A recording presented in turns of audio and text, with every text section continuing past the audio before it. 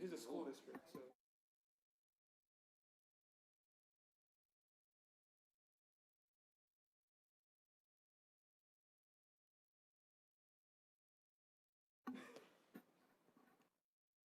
This is the May 21st regular board meeting of the Palo Alto Unified School District Board of Education. The board will recess into closed session to discuss public employee performance evaluation pursuant to Government Code 54957, Superintendent of Schools, conference with legal counsel, existing litigation pursuant to Government Code 54956.9D1, case number 524CV909, and conference with labor negotiators pursuant to Government Code 54957.6, and employee discipline dismissal release leaves pursuant to Government Code 54957B1. We will reconvene at about 6:30.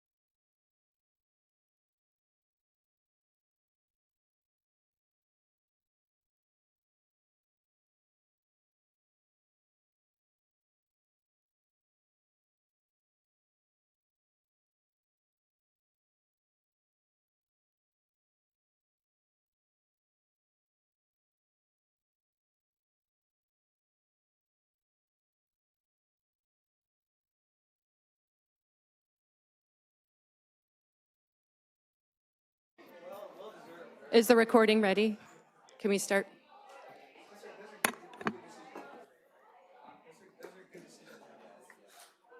Are we ready? Are we good? Give me a thumbs up. Give me a thumbs up. We're ready? Okay. This is the May 21st, 2024 regular meeting of the Palo Alto Unified School District Board of Education. The board met in closed session and voted unanimously, with Mr. Collins absent, to approve a satisfactory evaluation for the superintendent. The board also voted 4-0 to approve the resignation agreement and general release of claims with employee number HR 05212-413. We'll now move to approving the agenda order. Can I get a motion to approve the agenda order? So moved. Second. Any discussion? There was one, sorry, I'm trying to pull up the agenda.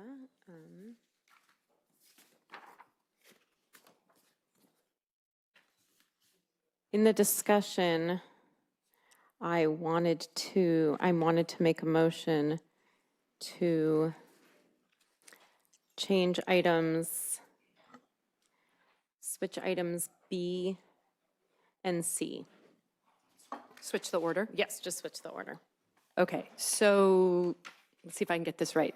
There is a amendment to the motion to approve the agenda order with but with also switching the order of 7B and 7C. Yes.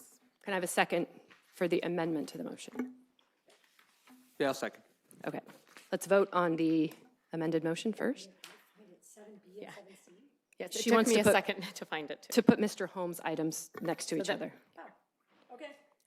Okay, all right, so student board members, preferential vote on the motion. Yeah. Okay. Colleagues? Aye. Aye. Aye, okay. So agenda order is approved with that switch. Okay, moving on now to student board member reports.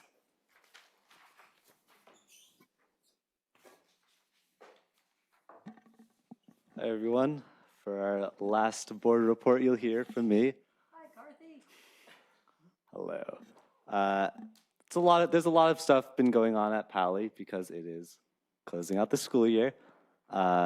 Notably, this Saturday, we had prom at Gilroy Gardens. Super well received. There was, I know, some hesitation about the location, whether or not it'd be fun, but everyone I saw really enjoyed the rides. We had a good time, despite the cold weather, because unfortunately, we cannot control the weather, and we have not learned that technology yet. About 900 people attended, and despite some minor issues with the busing, which I know all the Pali students are aware of, we got it through, and it was a great time. We also had cookies on the quad yesterday. We passed out 1,350 cookies, 56 boxes, $600 that were all distributed to everyone, because going into the week before finals, or as we call it, Dead Week, we want everyone to have a good time. That's also why we started Snack and Study, which is going on for every day this week until Thursday. The library will be open until 6 or 6:30, depending on the specific days. You can find all the information on Schoology. And we're also bringing pizza, so we can eat, study, and prepare in cooperation with your friends. We're also super grateful to all the PTSA volunteers for bringing us the pizza, because not enough of us can drive yet and have Costco memberships. So thank you to the parents who have been willing to go get us pizza from Costco so we aren't starving. On Monday, we also had animals visiting, a sort of stress reduction petting zoo type thing. Thank you to Wellness for bringing that in. And yeah, I know a lot of people had fun with that. We had field day last Friday, a sort of last hurrah fun before finals.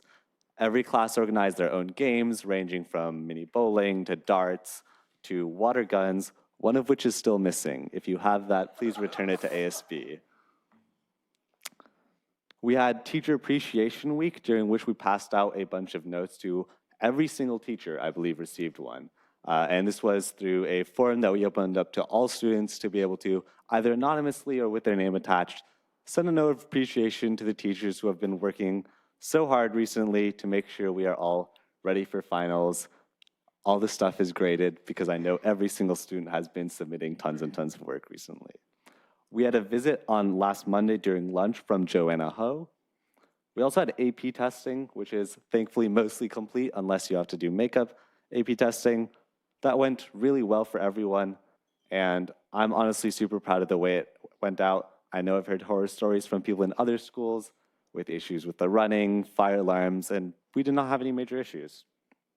We had our ASB retreat as well. We started planning the next year's back to school dance and spirit week. This is something we do every single year to get the past ASB and the future ASB together to come talk about what the future will look like. Freshmen held an ice cream social with a ton of great attendance. Sophomores also had a record attendance at their class council meeting and also have an ice cream social upcoming this week. Juniors held another boba event, and seniors had their senior spirit week. They're also right now senior elimination running, and we are down to our final 4. And tomorrow we will have the yearbook distribution. And I also wanted to say for all these students, parents, and teachers out there that this is a stressful time. We have about a week and a half left of school, and I know we're all going to be able to get through it. And with that, I'll pass it on to Chris. So thank you, Karthi. At Gunn, things have been winding down as well. From April 29th to May 3rd, we held our annual Global Cultures Week with daily performances, dances, games, and trivia. It was a great way for our Gunn community to see the cultural diversity that our school has to offer. And of course, the highlight of the week was Wednesday when our PTSA held their Global Tastings Day during lunch on the quad. We had invites from various parts of the world, including North, Central, and South America, Europe, Africa, the Middle East, South and East Asia, etc. Thank you to our diversity commissioners on SEC and the PTSA for helping to make that week happen. Last Friday, May 17th, PAUSD, in partnership with the Special Olympics Northern California and the Community Advisory Committee for Special Education in Palo Alto, held the annual Special Olympics track and field event on the Gunn Athletic Field. The event united over 200 students from 27 different classes in PAUSD's special education programs, ranging from kindergarten to post-secondary. Over 175 staff members also attended as well, from schools in Palo Alto, Mountain View, Atherton, and Menlo Park. Also last Friday after school, SEC held a Sweet 16 birthday party for our mascot, Timmy the Titan. Students were able to take pictures with him on a royal throne, play games such as Spike Ball and Connect 4, and get free cotton candy, Otter Pops, and popcorn. Thanks, Josh, our dance commissioner, for helping to make this final school-wide SEC event happen. And while our school-wide activities have mostly been winding down, our senior festivities have only just started. So last Friday during SELF, seniors enjoyed ice cream on the quad and signed senior shirts. Today, seniors were able to start picking up their yearbooks, and tomorrow will be Wear Your Future Day, where seniors can wear something that represents their post-Gun plans. To close off the week, on Friday, we'll be having our annual senior paper toss during brunch, where we throw up all of our papers from the past 4 years, and senior sunset after school. Then next week, seniors don't have school, but we'll be going to the Santa Cruz Boardwalk for our annual picnic. And finally, after graduation on Thursday, the PTSA is organizing Grad Night to celebrate our final night together as a class. Outside of SEC, other things have been happening as well. So on May 3rd, our physics classes all participated in Physics Day and headed to Great America. Students did a lab to see the physics behind different rides, using a phone app to collect data. I'm sure it was a great way to de-stress before AP tests the following week. Some of those nightmare things that Karthi mentioned did happen at Gunn. So during our AP Psych exam, with only 2 or 3 minutes left, the fire alarm went off. And then during the AP Physics exam, we got 2 people's booklets mixed up. So that caused some confusion, but luckily everything worked out in the end. Thanks Dr. Hickson, Ms. Hullier, and all of our parent volunteers for making the entire testing process possible. Last Friday, the first issue of the Oracle produced by our junior staff was distributed during lunch. At the end of each year, the Oracle staff splits in 2 after we choose our editorial board for the following year. So returning staffers work on our regular Oracle issue, while our senior staff puts together a magazine celebrating our graduating class's accomplishments, achievements, and talents. This year was definitely interesting. Out of our class's 41 in-class staffers, 26 of them are seniors. So our junior staff was tiny, but they still pulled through and they put together an amazing 16-page full-color issue. Our senior issue will be a 48-page full-color magazine that comes out tomorrow, and we're so excited for everyone to read it. And finally, for things that are coming up, like I mentioned before, graduation is next Thursday. It's hard to believe that it's all over, but we're definitely all looking forward to the ceremony. For everyone else, next week is finals, so good luck. But that's all I have. Thank you. Before we move on, I just want to, not to make any assumptions, but there are a lot of teachers signed up for open forum. And if you're here to talk about negotiations, can you change your card with Vicki, even if you're just going to say something really brief? We need to stick with, otherwise you're not going to be able to talk. So change your card with Vicki if you're here to talk about negotiations, please. All right, now let's move on to student board representative recognition. So it's our tradition that the board vice president gets thank you gifts for the student board reps. And so on behalf of the school board, I have some gifts to give you. But I also just want to thank you, because it's not just the time that you spend in these board meetings, but it is clear that you spend so much time preparing for the board meetings. You are out in the community. You are getting student input. You are getting teacher input. You're getting community input, and you're asking thoughtful questions.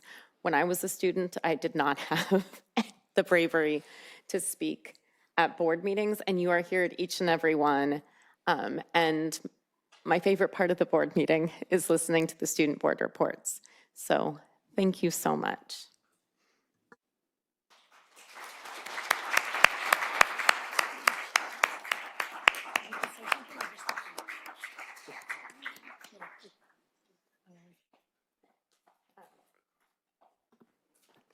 Go ahead, Padilla.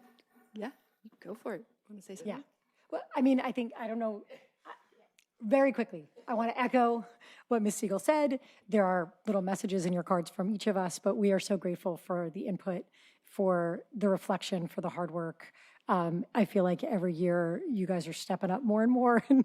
It's just, we are grateful. We are a better board because you two are on it, and you bring lots of feedback from your sites, and you think hard about all the topics that are coming in front of us, and you will be missed. Thank you.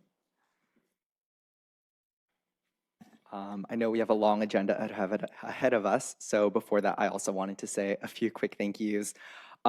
This is a role I've wanted since I was a freshman, and seeing Thomas seeing Annika do it, seeing Daniel do it, like just reaffirmed my desire to be in this role. And winning my election last March was definitely one of like top 3 moments of high school. But since then, winning was truly only the start. I think local government always gets a little bit of a bad rep. I always kind of just read it like Parks and Rec, where like everything's slightly comical, everything's very bureaucratic, you're not entirely sure how meaningful everything is. And I know every student board rep says this every year, but being here on Tuesdays has just completely changed my perspective on that. I've learned just how much everyone genuinely cares about district equity, early literacy, mental health, innovation, and so on. And it's been so cool to witness how SWIFT, the paused promise, and all of the different other items that come before the board are truly used as metrics of progress and go beyond colorful graphics or cool acronyms. So to close, just a bunch of thank yous. Thank you, Dr. Austin, for meeting with me and Carthy before every meeting. Dr. DeBrienza and Ms. Vladimir for being amazing board presidents this year, who not only supported my ambitions and plans as board rep, but also cared for me as a person and as a student.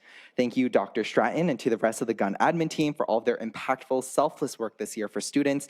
And that same thank you to everyone else here today. My tenure in this position was made so much more meaningful, fruitful, informative because of your guys' work. And even in college, I think this is definitely something I'll look back at. So thank you. You're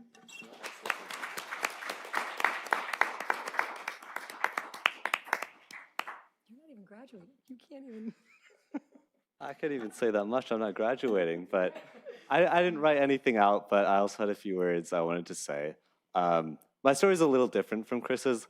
I actually did not know the board rep was a thing until about a week before the actual selection process. A friend of mine, who's currently the ASB president, approached me and said, "Hey, there's this position that's open. I think you'd really like it. Look into it. See if you want to apply." And I did, and I applied, and I got it. And I never expected that my path would be in this direction, sitting at this table. But that's where it led me. And honestly, this has been one of the most valuable experiences of my high school career, learning from all of you guys. And in every single one of my conversations with Dr. Austin, all of you board members, I really get a sense that as a student, we don't always know what's going on up here. We don't know what's going on behind the scenes. And being able to talk to you guys has really humanized it. And it's also helped me learn a lot, both about myself, how things work. And I learned a lot from you guys. So thank you.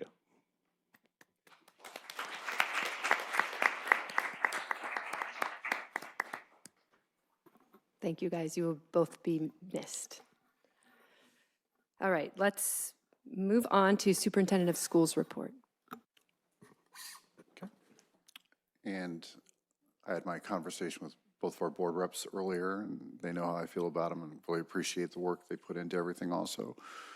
And I'm looking at my notes, and then just like 2 minutes ago, I just got wrecked. You know, your phone buzzes, and if you're expecting something, sometimes you look down, and I looked down, and there was the picture that my wife just sent me of our youngest daughter walking across the stage. She's graduating right this minute. Well, apparently just did. And just finished her student teaching and is just finished with her teaching credential. And then she had to take the extra step of saying, remember kindergarten grad promotion? Better say promotion, because anyone says graduation, I have a hard time with that because I'm a high school person. But that time when you dress your kids up for the kinder celebration, it's such a fun time. And actually what I'd just written a couple notes about is, you know, schools and school systems are circles. They're circles and cycles all in one. And they're bell driven, they're calendar driven. They start at the same time, they end at the same time. Usually have the same high points and low points. I write about it every single year, and every year we seem surprised when we hit those same highs and same lows. But they're cycles.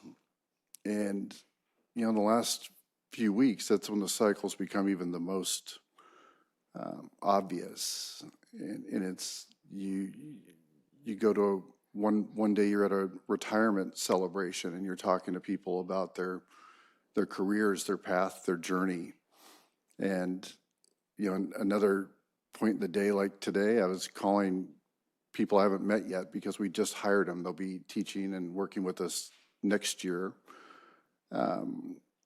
So on one side, you're hearing this enthusiasm about something they're just getting ready to embark on. On the other side, people are reflecting about, you know, they might have enthusiasm about that next part of their life, but in that moment, they're thinking about, you know, what has been a part of their life. And then students are the same. You know, at one moment I'm in an office talking about, you know, where someone's going to leave and go in August or September of next year. But earlier in the week, I was in registration services seeing 4- and 5-year-olds show up from literally all over the world. This is the most kind of international setting I've ever been in, especially with Stanford and the hospital and the tech industry. We get people from everywhere. So, you know, we've got, you know, one heading off to Georgetown, and then we've got a 4-year-old from Sweden. And they're totally opposite places, but they'll be part of the same system. And hopefully we'll have more good than bad experiences when they're here with us. And then I think Chris mentioned the Special Olympics, and that just really always gets me too, about the people that trust us with their kids.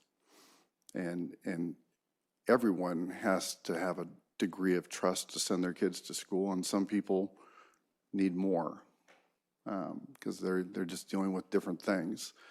So none of that is lost on me, and, you know, especially right in the moment, just thinking about those cycles and how, you know, I'm looking forward to the next one. You know, there'll be a next one, and when the people retire, the people that looked up to them will now be the people other people are going to look up to. And one day you're the new person, and another day you're the mentor, you're the lead.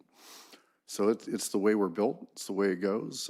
But I don't know of another profession that has a more predictable cycle and one that once you get into, you can really lean in and enjoy. So looking forward to the final celebrations, the graduations, the promotions, all the fun stuff that goes along with the end of a year. So that's it. Thank you.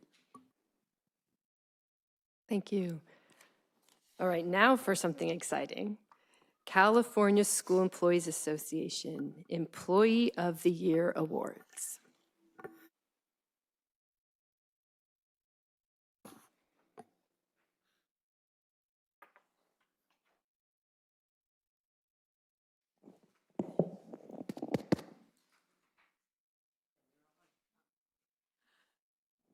Good evening.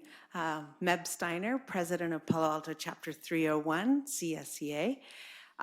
This is always a really fun award for us. I want to introduce two amazing ladies over here. They're going to actually take the lead on this, Joan Shear and Phyllis Smith.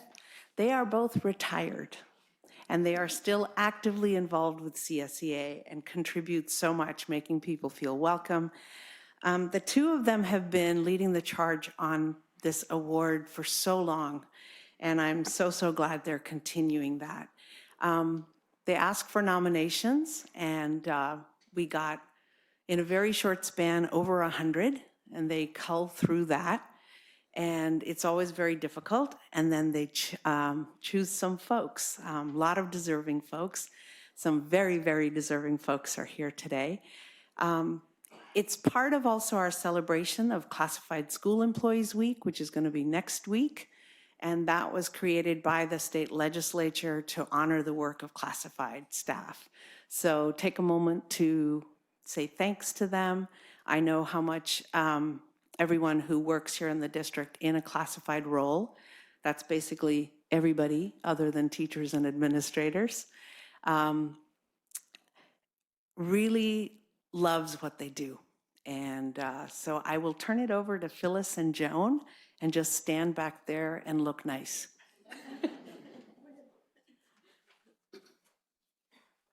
Well, thank you very much for having us. I really enjoy this, and I love, so we always meet up with the recipients one at a time at their school site and surprise them. So they don't know they're getting it until we come up and we have their staff or their students or everybody around. And then voila, guess what you got? And so today, this year we have 3 recipients. And so I will ask them to come up 2 at a time. So it will be the principal and the recipient. And they will, I'll introduce them and they will receive their certificate, and we have an engraved paperweight for them so that they won't forget what year they won this.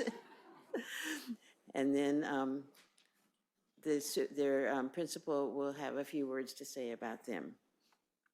So I would like to introduce Katie Bipson and Jose Elizade, and I'm sorry if I pronounced it horrible.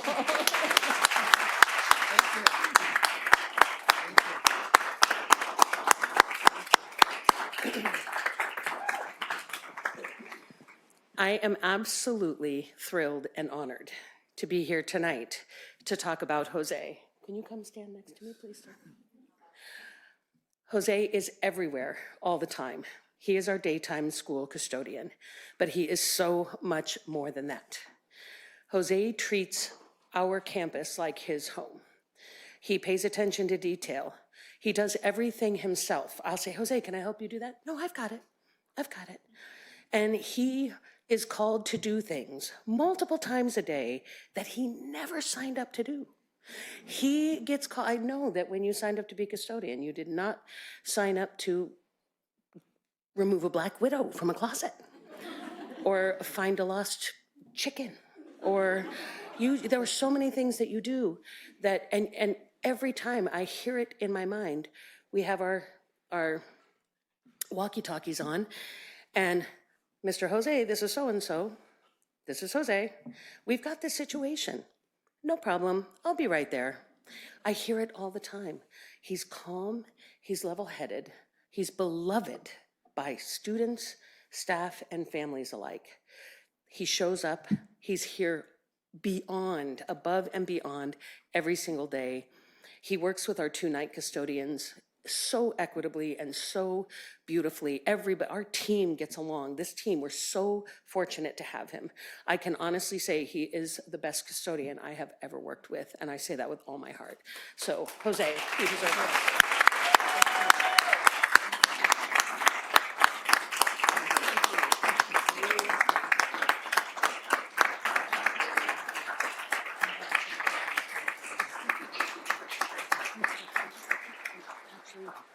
He's actually working tonight, so we're going to have him. He came here especially for this, so I'm going to walk him out, but thank you.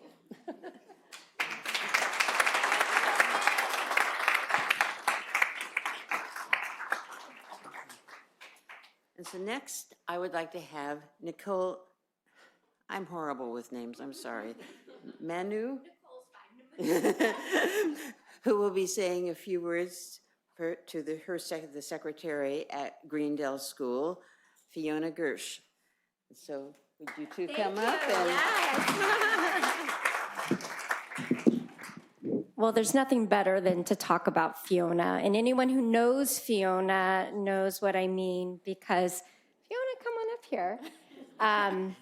It is such a pleasure to be able to share what I get to live 5 days a week, 213 days out of the year, which is to work with Fiona. And it's been incredible. She, of course, was nominated by the Greendale staff, and I'm sure many Hoover teachers as well, because she has been so instrumental in just really keeping Greendale running throughout the 10 years that she's worked there.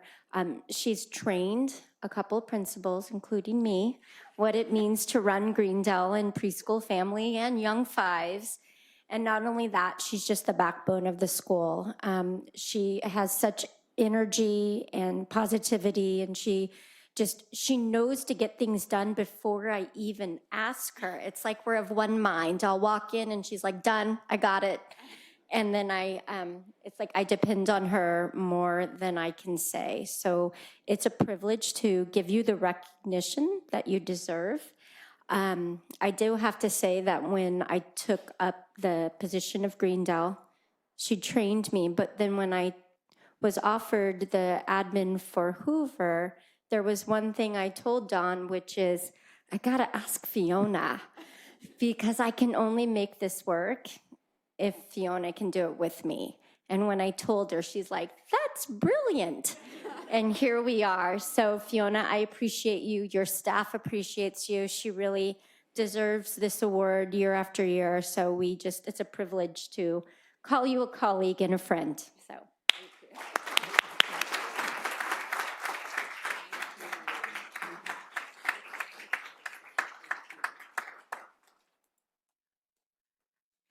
And next, I would like to invite up Wendy Stratton, who is the principal at Gunn High School, and Jennifer Wells-Akes, who is the English language aide at Gunn High School. It's all yours.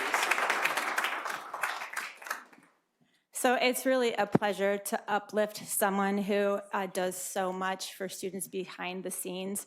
She serves as our EL program specialist support for the last 5 circles of high school with 3 different staff members and teachers, and she really was the piece that held the program together and the best aspects of the program together.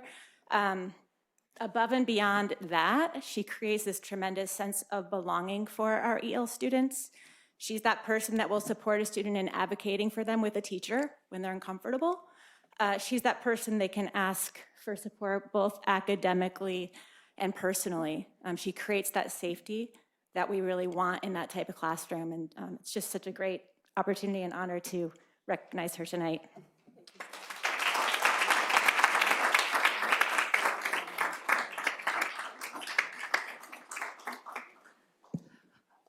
congratulations to all of our recipients that won the Employee of the Year awards this year. And thank you for letting us come and be a part of your meeting. And we will see you next year.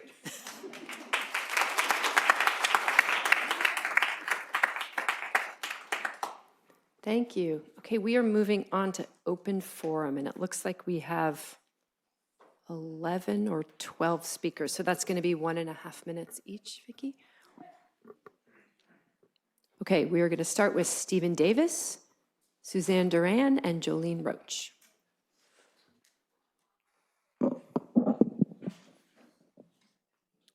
Good evening. I am a parent representative on the JLS Site Council, but I am not speaking on behalf of that group today. I was surprised to hear that JLS will have 950 students next year, with more potentially coming, but I was kind of shocked to hear that they might have to add portable classrooms. Because I'm here at these meetings and I know at the same time Green and Fletcher are struggling to fill their classes. I'm kind of puzzled. Palo Alto should have had the capability to forecast this based on enrollment at our elementary schools months ago. Apparently this has been brought up to district leadership, yet no action has apparently been taken. Changes to enrollment boundaries or even the allocation of elementary schools to different middle schools, or even just a call for voluntary transfers could have been implemented months ago to mitigate these effects both in the short and long term. Our district is facing serious demographic changes, both a reduction in the size of our student population and an apparent shift in where our students live. It is time for the district and board to take these changes seriously to serve our students today and in the future. Thank you. Thank you. Suzanne Duran, Jolene Roach, and Kelly Zalatino. Hi, good evening. Suzanne Doran. So I'm here to talk about Chromebooks. And in 2021, Green Middle School overwhelmingly voted to move from a one-to-one Chromebook model to a Chromebook cart system. And the classroom cart model was successfully phased in over a couple of years. However, recently, our expertise and experience having used both systems are being ignored. JLS and Fletcher, teachers and admin, also asked to move to a cart system. PAEA recently surveyed all 3 middle schools, and 80% of teachers at all 3 sites want a cart system.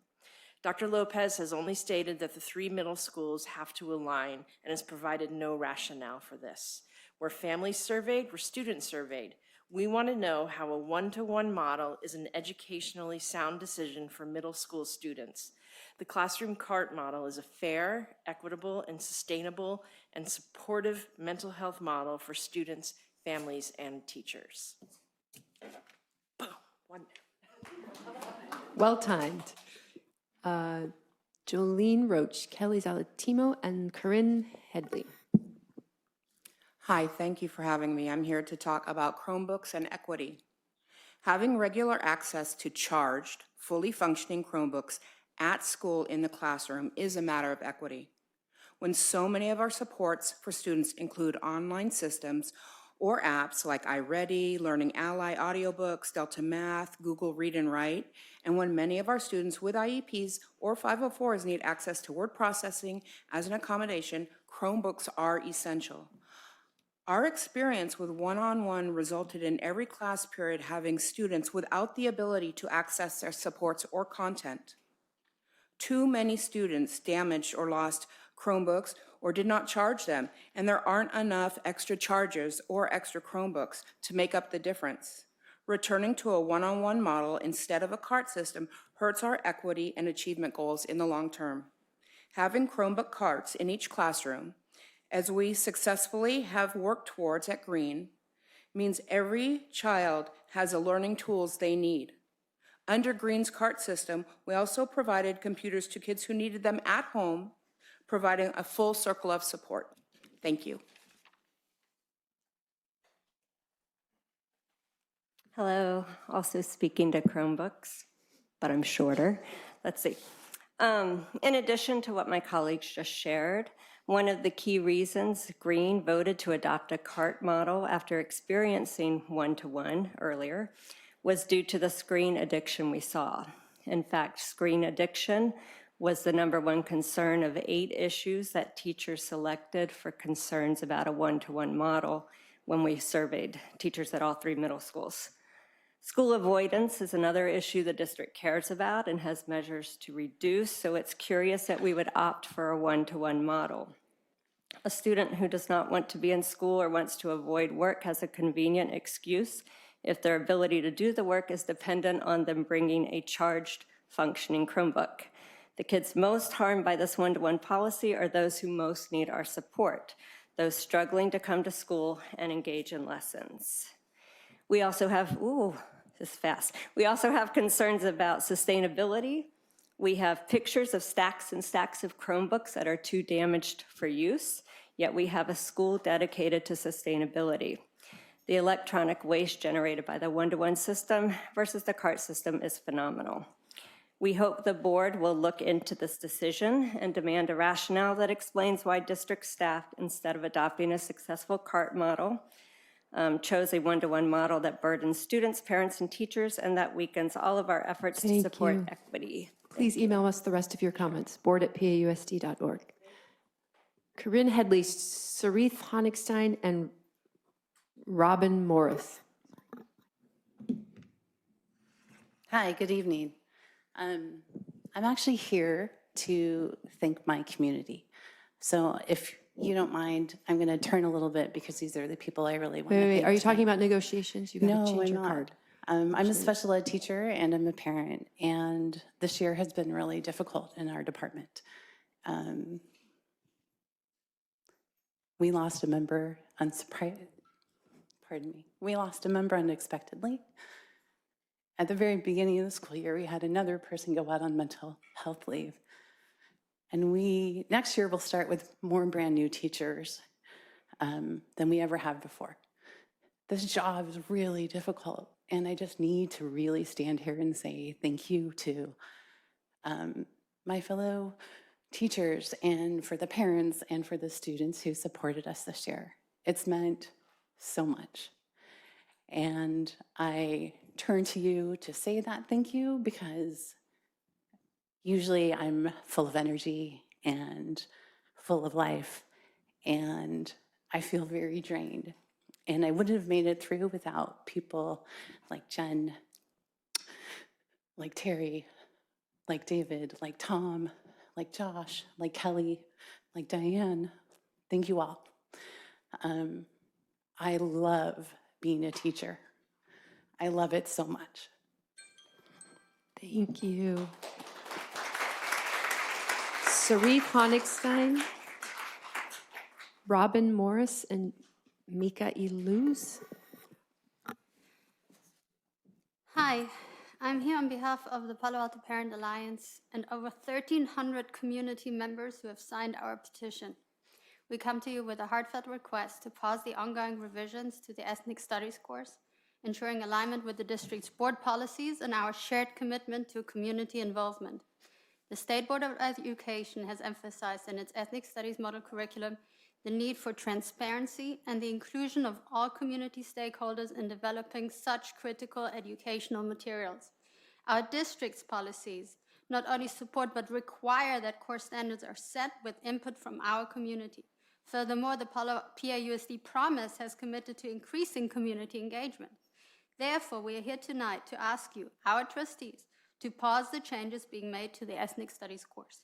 We urge you to genuinely involve our community and provide for continuous public input and accessibility for a course that has been controversial, subject to lawsuits, and was the focus of a congressional panel.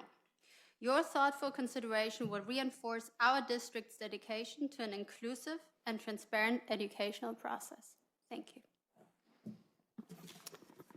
Thank you.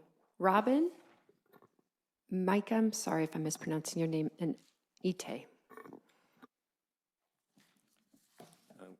Good evening. My name is Robin Morris. We have kids in the Palo Alto School District. So again, I'm going to talk about ethnic studies. The goal in California ethnic studies was for students to value inclusivity, diversity, and appreciate multiple groups' contributions and struggles. This is what's known as inclusive ethnic studies. I attended all the public sessions from the school district on the proposed ethnic studies course. And what we see is that the school district is taking a different approach. There's a very narrow focus on 4 groups, and there's a focus on oppression, power, privilege, and resistance. This is not inclusive ethnic studies. This is liberated ethnic studies. Both of these approaches, inclusive and liberated, are in the California model curriculum.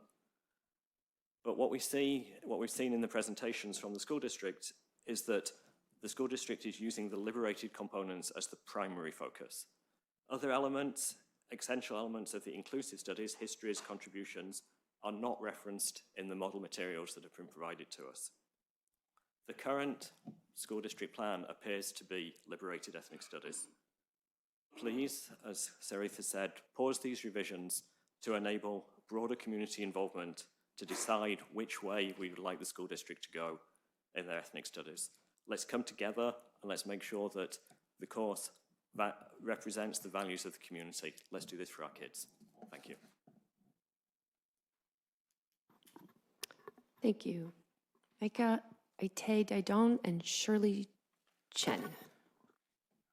Good evening. My name is Micah Iluz. I'm here as one of the over 1,300 who signed the Palo Alto Parents Alliance petition on the district's ethnic studies course revision.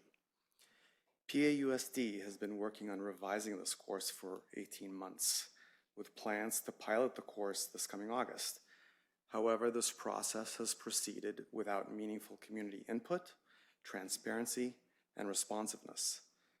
Parents in the district have tried repeatedly to meet with Drs. Austin and Lopez, who have declined to meet with individual parents or community members, and in some cases, not responded to meeting requests at all. Efforts to get information via public records requests have been delayed, ignored, and even canceled. We're asking that standards be developed with community input and involvement and with truly meaningful transparency and engagement.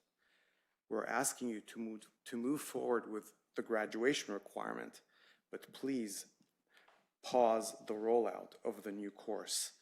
This pause will enable the district to develop board-mandated standards for the course and engage the community so we have an ethnic studies course our entire community can benefit from. Thank you. Thank you. Aite Daidon, Shirley Chen, and Star Teachout. Good evening. My name is Itai Daidon and I have kids in the Palo Alto schools. Please pause your ethnic studies course revision. Why are we concerned? Because despite reassurances that PAUSD is not using liberated ethnic studies, the consultant that PAUSD hired, UC Berkeley, does. They directly link to liberated ethnic studies as a recommended resource. Other resources they point to are also right there with liberated, presenting a negative view of capitalism, linking to defundthepolice.org, glorifying armed revolution movements. They even suggest that students write manifestos modeled after ethno-separatist militant groups. Is this really the ethnic studies that we want? Do we need more proof? Jason Muniz, the program director, signed a Coalition for Liberated Ethnic Studies letter defending their liberatory approach to ethnic studies. Please, please, please get community input on the consultant to use and the right course to teach. Be transparent. We don't want civil rights complaints like Berkeley and Oakland Unified. We don't want controversy and chaos like MA and MVLA. Please pause now. Okay, Shirley Chen and Star Teachout, who I believe are both on Zoom. Do we have Shirley? Yes, can you hear me? Yes, we can. Great, thank you so much for offering me the time to speak. I am coming here today as the parent of a young special needs child and who is honestly considering a move to a private school. I would like to speak today in particular in support of the teachers in their request for increased compensation, and in particular, the increased annual stipend that is requested for our special education teachers, a compensation that has been proven to work in other districts across the country. We are only number 6 in the San Francisco Bay Area in compensation for our teachers, and we should be as proud to be number 1 in compensation as we are of any of our student performance metrics. It will cost us less long-term to retain good staff and pay them well than to offer lower compensation, causing more frequent turnover. And moreover, a stable staff supports our children's and the wider school community's morale. I don't know the name of the teacher who spoke earlier, but this was demonstrated so beautifully by her comment earlier. So thank you so much. Thank you. I just want to remind anybody, I think we only have one more open forum commenter, but comments on negotiations need to go on that agendized item. So Star Teach Out. Good evening. Although we're not perfect, I want to take this time to thank all the different teachers and administrations for our 23 years in the district, including Preschool Family and Parents Nursery School for offering such a fabulous, long-lasting community, to Barron Park Elementary for knowing what is important beyond our standardized test scores, to Terman and Fletcher Middle School for maintaining a joyful environment for our students, especially for things like PE, music, and art and theater. And to Gunn High School for challenging our students to develop academically, socially, and emotionally into healthy young adults. And finally, to the Mountain View Los Altos Middle College program, who met students where they were for the 30 years that they've been in our district and that our family appreciated. And they celebrated students on those alternate paths. They've probably rescued so many more students than they realize with their enthusiasm and their scholarship. So I just want to thank you all for this experience and continue to work together as much as possible with our community. Thank you. Thank you. And that is our last open forum commenter. So now we will move on to the consent calendar. Can I get a motion to approve the consent calendar? Anyone? Anyone? So moved. Okay. Can I get a second? Okay. Do we have public comments? We do? Oh, look, I caught myself. Mr. Davis, you are our one public commenter, so you get 2 minutes.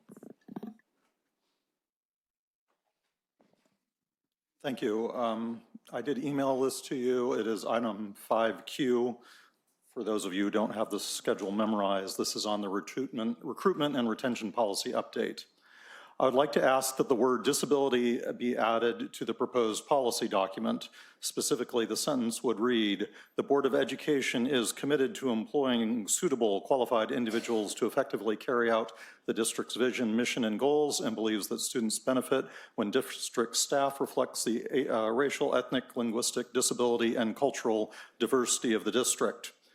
Disabled students should also see themselves reflected in the staff of the district." 20% of the US population is disabled. That's 54 million disabled Americans. This is about the same as our disabled student population if you include all students with IEPs, 504s, ADHD, dyslexia, anxiety, and other disabilities that do not have formal educational accommodations. There is a 37% employment gap for disabled people nationally. The district should be a leader in employment equity. The district does not currently report on disability status of employees in their demographic report. There is no data to support that the district hires disabled food service or other workers, even though this is an emphasis of our district's future program. Please add the word disability to the policy change. Thank you. Thank you, Mr. Davis. Okay, any discussion? Colleagues? Student board member? All right. Can I get a motion to approve the consent calendar? We did this already. Okay, now we can vote. Student board member preferential vote? All right, colleagues all in favor? Aye. Aye.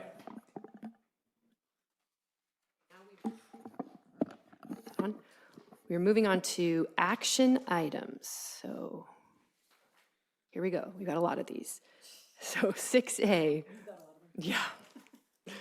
Resolution number 2023-24.15, calling a general election to be held on Tuesday, November 5th, 2024.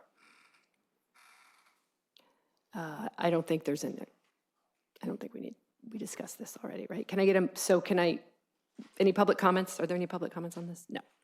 Can I get a motion to approve? Imagine if we didn't approve this. I move we approve calling a general election. Second? I'll second it. I do have one comment, but I'm pulling it up now. That is impressive. All right. Discussion. Ms. DiBrienza. Well, I have to tell you, I haven't checked this afternoon if it was changed because, and I'm not sure it has to change, but wait, I'm trying to find it here. Oh my gosh. In one of the documents that I believe you as board president has to sign, I think it's the info sheet, and it has, our district and our address and everything else. And somewhere along the line, it says, how much we're going to pay, like you all remember when we ran, I think the district pays for half of it. But that isn't indicated on the form, and I'm just not sure. Specifies word limit for candidate statement and specified who pays for it. Those aren't filled out, so I'm just not sure if we approve this now, if we have to go back and determine that, or, I think you have to look at the checklist where it's filled out. I think it's filled out on the other attachment. So I think I'm looking at the checklist, but are you telling me there's wait? So the information sheet, it's blank, but then the checklist is checked. Wait. And that information is filled in. So should it not match? I mean, I guess, do you think it doesn't match it doesn't matter on the other one because the second one indicates? Does anybody know why we also attached the blank information sheet? Can I make a motion that we will Make them match? vote on the first one being, the indication being added to match with the second checklist, just to cross our Ts and dot our Is. It's a friendly amendment. Sure. Yeah. Thanks. All right. We just need to clarify for minutes. Two versions. It's filled out. In the first document, it doesn't have that filled out. In the second document, it does. So I mean, for some reason, it's in both documents, so I just figure it should be completed in both of them. It's the same information in the second document as in the second document. It's just in the first document, second page checklist. It says what percentages and what's the word limit. And I think she's worried they're going to get separated at the clerk's office. And yeah, I just don't know if they, we won't have called an election. And then we won't wouldn't have have an one. election, or no one will know how much we're supposed to pay. Yeah. Okay. I can talk to you about it afterwards.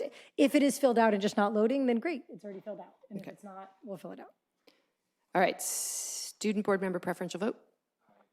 Colleagues all in favor? Aye. Aye.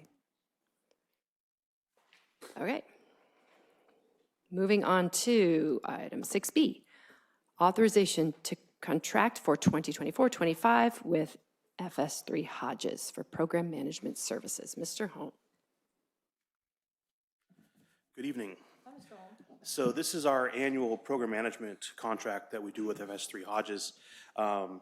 It has increased because we are doing so many planned maintenance and maintenance improvement projects. I will note that typically we work on about a third of the campuses every summer, and we're working on, we have a construction project on every single campus this summer, which is reflected in this added work that they're doing. So this is both overall program management, but a lot of the projects that happen sort of in the noise of construction that aren't massive projects, we cover under this scope of services.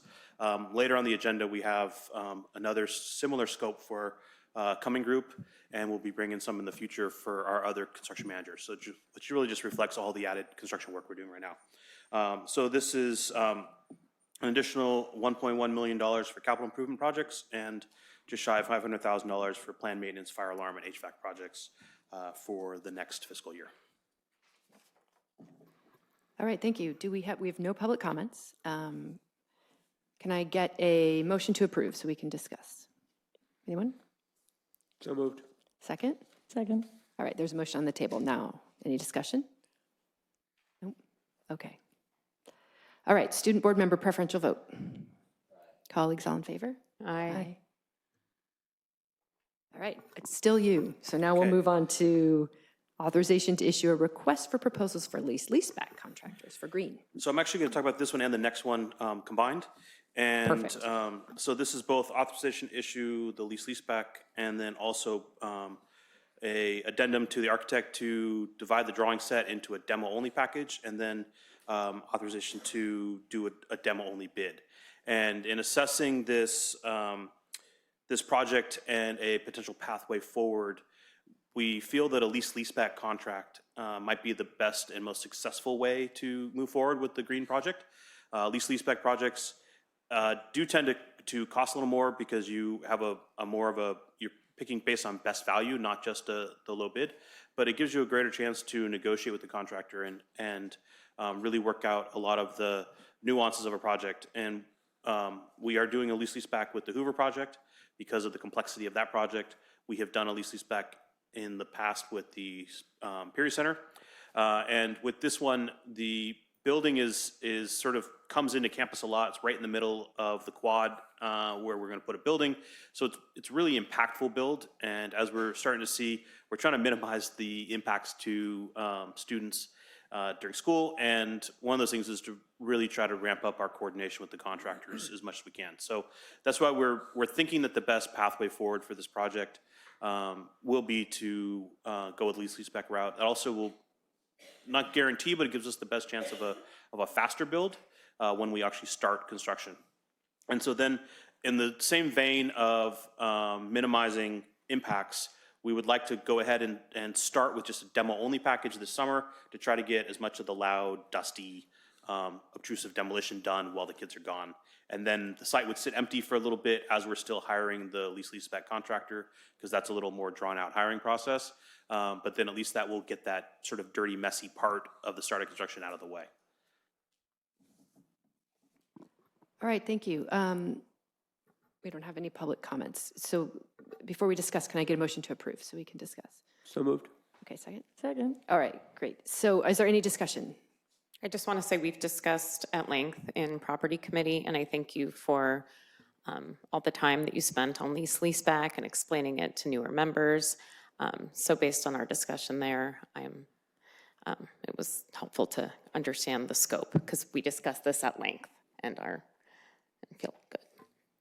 Good, yeah, and I just want to clarify for members of the community who might not understand, we usually proceed with a low bid situation. And when we do that, we are required by law, except under very, very strict circumstances that almost never happen, to accept the low bid. And so even if we know that that contractor is not someone who's necessarily going to be great for doing situations like this that have high impact on students, maybe they'll be difficult being as flexible, we have no choice but to proceed with them. And so I appreciate you thinking through what's best for students, and I think it sounds like a situation where it's probably worth spending a little more money to make sure, just make sure our students' education isn't impacted. So thank you. All right, so let's proceed to a vote, shall we? Student board member, preferential vote. Colleagues, all in favor? Aye. Aye. Thank you. Wait, so that was for C. Now we're going to vote on D. Authorization to issue the addendum 17 to LPA Architects. This was bidding the demolition piece. So can I get a motion? So moved. Second? Second. Student board member, preferential vote. Colleagues, all in favor? Aye. Aye. Thank you very much. Thank you. All right, moving on. 6E, proposal to open negotiations with California School Employees Association for the successor agreement to the 2021, 2020 through 2024 collective bargaining agreement. That would be my item, and this is the annual time of the year when we sunshine proposals with our association. This year we are CSCA Chapter 301, and the district have agreed to open 2 articles, compensation. It is on. Good. The first item is compensation and benefits, and the other one is term. So we have, both parties have agreed to open those 2 articles, and that comes before you tonight for approval. I thought I saw, yes, I have 2 public comments. Stephen Davis and Meb Steiner. You each have 2 minutes.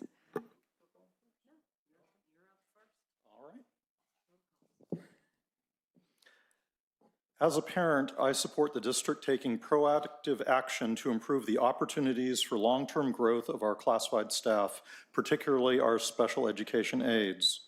There is a huge cost, both financial and performance, for staff churn, lack of training, and limited career opportunities to stay in place doing the hard work of supporting our students.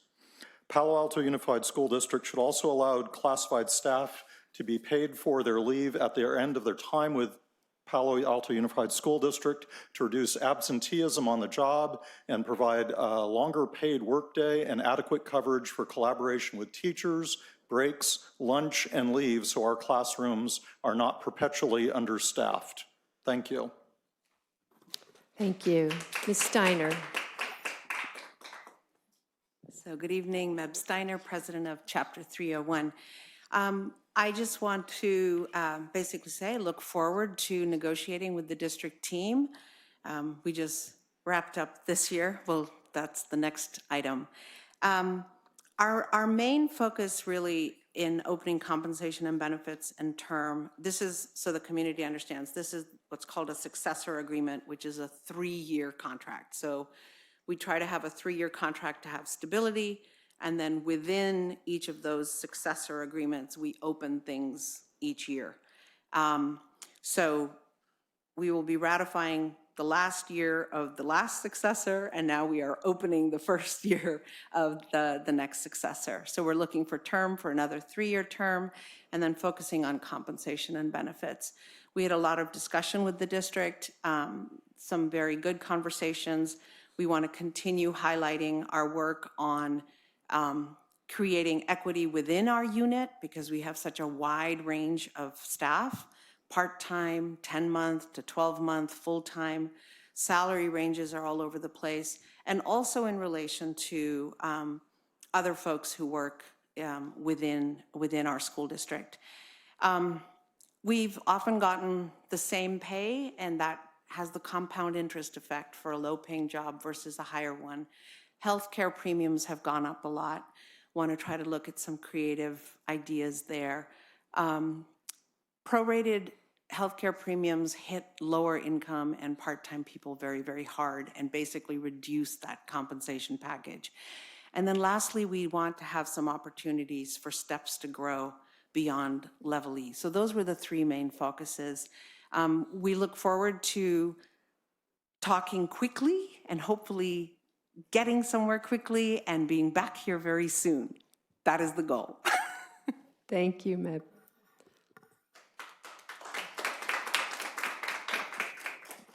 Okay, can I get a motion to approve the recommendations? So moved.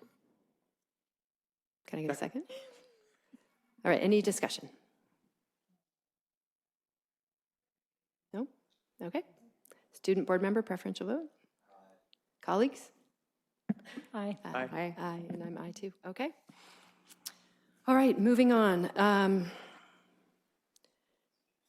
Tentative agreements with Palo Alto Educators Association. No. Yes, yeah. Sorry. I have to start bringing my reading glasses. Tentative agreements with California School Employees Association. As Ms. Steiner just mentioned, that we did recently complete the negotiations with tentative agreements, and what is here before you tonight is seeking your approval on the tentative agreements. And we have one public comment. Ms. Steiner, you should have just stayed up here. All right, you have 2 minutes.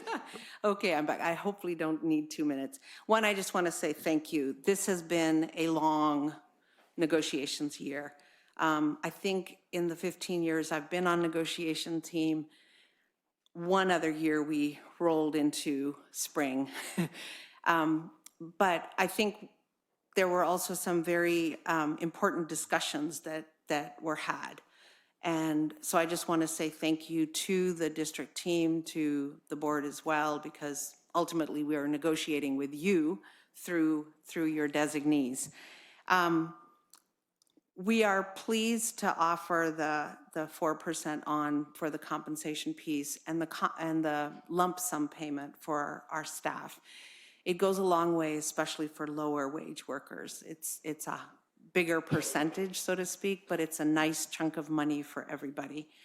And we also had some good work on a lot of the articles and the language in there.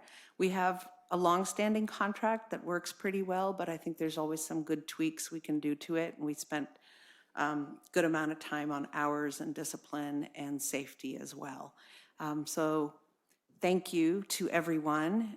It was a long one, but some roads are long, some are sprints. So thank you to everyone, and we look forward to continuing to partner and collaborate and support our students. And I just want to give a huge shout out to the negotiations team on our side as well, who spent a lot of time, several new members. And I also just want to say thank you to all of our classified staff. It's incredible work that they do. So many things would just not happen in our district without them, and including programs like special ed or just the welcome at the front office when you walk into your school. So thank you, everyone. Okay, thank you. So now can we have a motion? We already did a motion for this one, didn't we? Did we not? Okay, I move. Or Just maybe in we did, case, 'cause I just in did it case too we early. didn't, let's move. A second? Okay, any discussion? I just want to confirm, so we're not double motion. So we're not double motioning? Yeah. We didn't do that one? Okay. I just have a quick comment.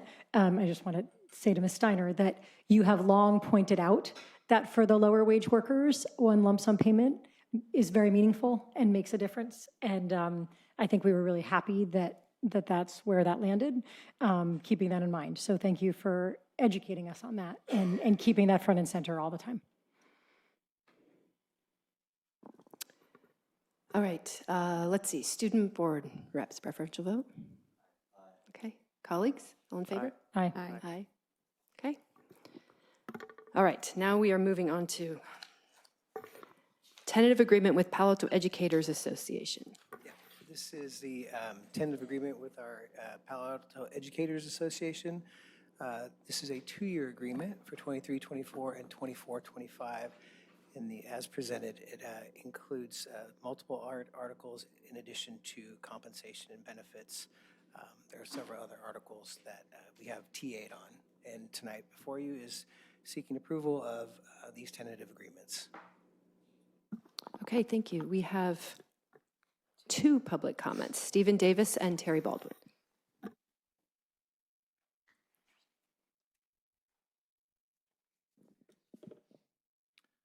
It is disheartening to see a lack of action taken by the Palo Alto Unified School District to address the churn and morale problems for our special education teachers. Other school districts have added a stipend for their special educators, and these stipends have worked. You can see articles from both NPR and Mother Jones. Better, happier teachers will lead to fewer settlements, and our current $1.65 million in settlements would be much better spent on thriving teachers. Palo Alto Unified School District should consider a stipend both for being certified for special education as well as actively teaching in special education classes. All of our classes have disabled students, so all teachers would be able to better teach them with more training.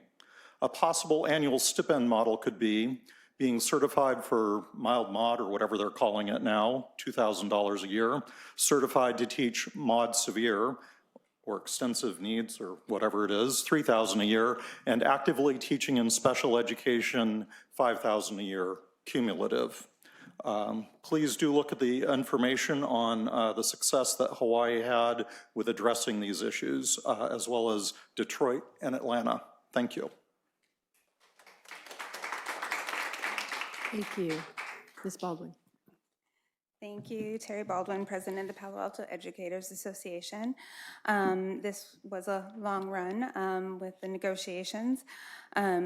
We have definitely members who are not happy with our settlement, but I will say we also had record numbers vote in this ratification vote, and even though some weren't happy, they did support this, so this passed with about 91.6% of the vote. We are happy with some special ed language that we got. We really are thrilled that we're getting some caseload language and a case management period for our co-teaching special ed teachers. I had been hearing that from special ed teachers that the district has said that a special education stipend was often offered, but PAEA turned it down. There was talk about a special ed stipend for incoming new special ed teachers, and we wanted a stipend for all of our current special ed teachers.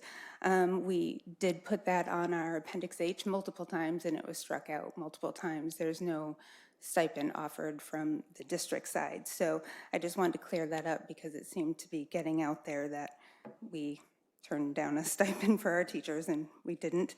And then, so we are glad that this ratified. We had our climate survey back in February, just hadn't gotten it out to you. I did send it to you today. Our morale is still pretty low. 2 years ago, it was at 50% were low to very low morale, and this time we have 54.7% said their morale is low or very low. 33% said it was neutral. Only 10.9% and 1% said high. 10.9% said high, 1% said very high. So there's still some work, and this was before impasse and all of those things, so it wasn't attributed to that. But we still need to work on some things, and I do think in negotiations, working on our working conditions and continuing to advocate for special education and classroom behavior and different things like that, we can hopefully build that morale back up. So Thank you, Ms. Baldwin. thank you.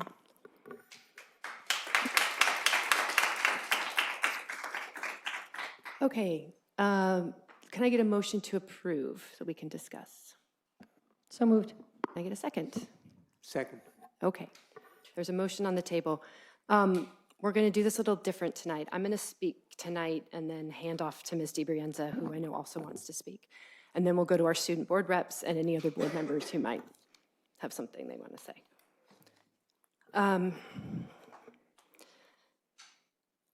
So a few weeks ago, I spoke with a parent who is very frustrated with what he sees as a misleading public narrative around PAUSD's financial investment in teachers.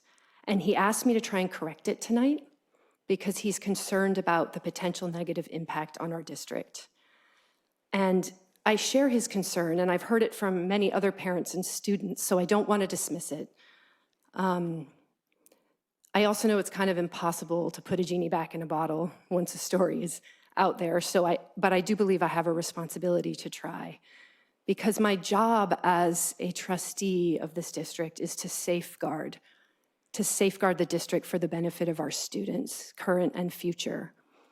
And if community members start to worry that they can't trust us to use their money responsibly, why would they give us more of it? Why would they vote to pass a parcel tax or a bond or donate to PI? So the first thing I want to say tonight is I agree completely with everyone who spoke and emailed passionately about how our budget is a reflection of our priorities. It absolutely is, which is why it was so troubling to hear over and over again in the past month from teachers and community members concerned that PAUSD's investment in teachers as a percentage of overall budget has decreased from 40 to 35%, while administrative costs have increased. This is simply not true. The 35% seems to have come from our 2023-24 interim budget, but negotiations were not settled in time for the interim budget. So it does not include ongoing compensation increases or one-time off-schedule payments. And therefore, salary expenditures are artificially low. And the fact that they're artificially low is exactly why we are required by law to submit the form that's in item 6P of our agenda tonight and disclose, as the form states, the cumulative costs of salary and benefit increases that would be incurred above the most current board-approved budget, which is our second interim. According to School Services of California, in 2022-23, which is the most recent year where final budget numbers are available, PAUSD actually spent 37.76% on non-management certificated employees, which is teachers. This makes us number one in our comparable group of school districts. We are also number one in the ratio of students to non-management certificated staff, which means we have more teachers per student working in PAUSD than any other district. Our administrative costs, on the other hand, are 5.25%, which makes us just fourth in the same comparable group. Now, there's a month left in the current fiscal year, so we can't know for sure what the final percentage for non-management certificated salaries will be for this year. But given that the ongoing compensation increase is higher this year than it was last year, I assume that the percentage spent on teachers will increase as well from last year, not decrease. You know, when people asked me in person why PAUSD was decreasing our investment in teachers and stockpiling money in reserves, I would first correct the data, and I would provide details about what the reserves are earmarked for. And then I would ask why. Why would we intentionally decrease our investment in teachers? If we truly believed we could responsibly afford to pay them more, what would possibly be the reason for not doing so? This isn't the private sector. Money can't be used to enrich owners or shareholders. I honestly could not and still cannot think of any logical reason why we would make this decision. My concern, however, is that there are some teachers and community members who might believe there is an illogical or an irresponsible or even an underhanded reason. Inaccurate public statements about Dr. Austin's contract, which were made at last month's board meeting and in the flyer distributed by PAEA at school sites, only increased my concern. So I want to quickly correct them. First, Dr. Austin is not the highest paid superintendent in the county. To take just one example, the new superintendent of Fremont Union High School District, which has just 5 schools as opposed to PAUSD's 19, is paid more. Next, Dr. Austin also doesn't have a car allowance or $100,000 more in his contract. The flyer distributed at school sites was inaccurate. Prior PAUSD superintendents had car allowances, and perhaps they had $100,000 more as well, but Dr. Austin does not. He does have benefits, and they are virtually identical to those of veteran PAUSD teachers. Perhaps benefits is what the flyer refers to. I don't know. But the vagueness implies something suspicious, which concerns me. Like other public school superintendents, Dr. Austin's salary is public, and so is his contract. Any facts about them are easily verifiable. So honestly, it kind of seems like a waste of everyone's time for me to correct them from up here tonight. But I'm doing so because the inaccurate statements were made so publicly and used along with the 35% number and claims about reserves to support a broader narrative questioning both PAUSD's budget priorities and motivations. I'm concerned they have contributed to eroding the community's trust in our district. The trust of our community is our most valuable asset. We must not take it for granted or treat it recklessly because we depend on it. And by we, I mean all of us, the adults who work here, and above all, our students. Because if people stop trusting our school district, they will stop supporting it. I'm going to pass the baton to Ms. DiBrienza now, who also has some comments. Thank you, Ms. Ledermerck. As Ms. Ledermerck stated, we are in agreement on the things that she said, and we are in agreement on the things that I'm going to say. And it all stems from the fact that we worry about any trust that the community or that our teachers might have in us, because that impacts students, that impacts morale, that impacts the experience of everyone. It impacts the future strength of the district. I'll just mention a few other concerns. We shared the concern about the low starting salaries in our district. We heard from a lot of teachers pointing out that fact as that number was low. We agree, and in negotiations, we were pushing for a higher starting salary. That was important to all of us, I think. We weren't trying to keep them low. But more significantly, other salaries. When Ms. Ledemaric shared about this one particular parent whose concern for the lack of trust in the community, right? That he mentioned that the contract with our negotiated unions don't just include salaries, but also class size and benefits. We have a fixed budget, and we decide in concert with our bargaining units how to spend those dollars. If we spend more on salaries, class sizes go up and benefits go down. If we spend more on keeping class sizes smaller, salaries cannot go up as much. We feel really strongly that this has to be a part of the conversation. And here's why. If PAUSD had Santa Clara Unified's exact contract, the one that we were repeatedly told has the highest salaries, we would immediately release 110 of our certificated teachers, 110 of our 790. We would dismiss if we mapped their exact. That is a huge loss to our community. That is a huge loss to our district. Every one of those teachers is valued, and every one of those teachers contributes to what makes this district so great. We don't want to lose them, but it's all a question of priorities.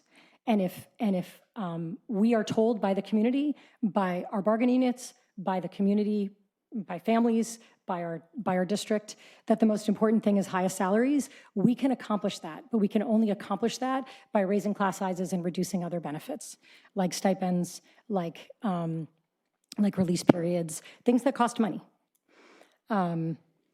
We know that parents and students appreciate those lower class sizes, but our teachers certainly do as well. Just in this contract that is in front of us tonight, there are further class size reductions at the request of our bargaining unit. That's great. We're happy to oblige, but that costs money. And it's clearly the biggest thing that sets our district apart from those of Santa Clara Unified. Even with the new contract, PAUSD does not have the highest salaries. We're near the top. We're nearer than we were before this deal, but we're not at the very top. But it isn't because we're doing something suspicious with the money or because we don't respect teachers. It's because we have the budget that we have, and together we agree on priorities: benefits, class sizes, salaries. Each one impacts the other. I would imagine that most employees everywhere, no matter where they work, want to make more money, and I fully expect our bargaining units to negotiate vigorously on behalf of their membership. That's their role, and we're happy for that.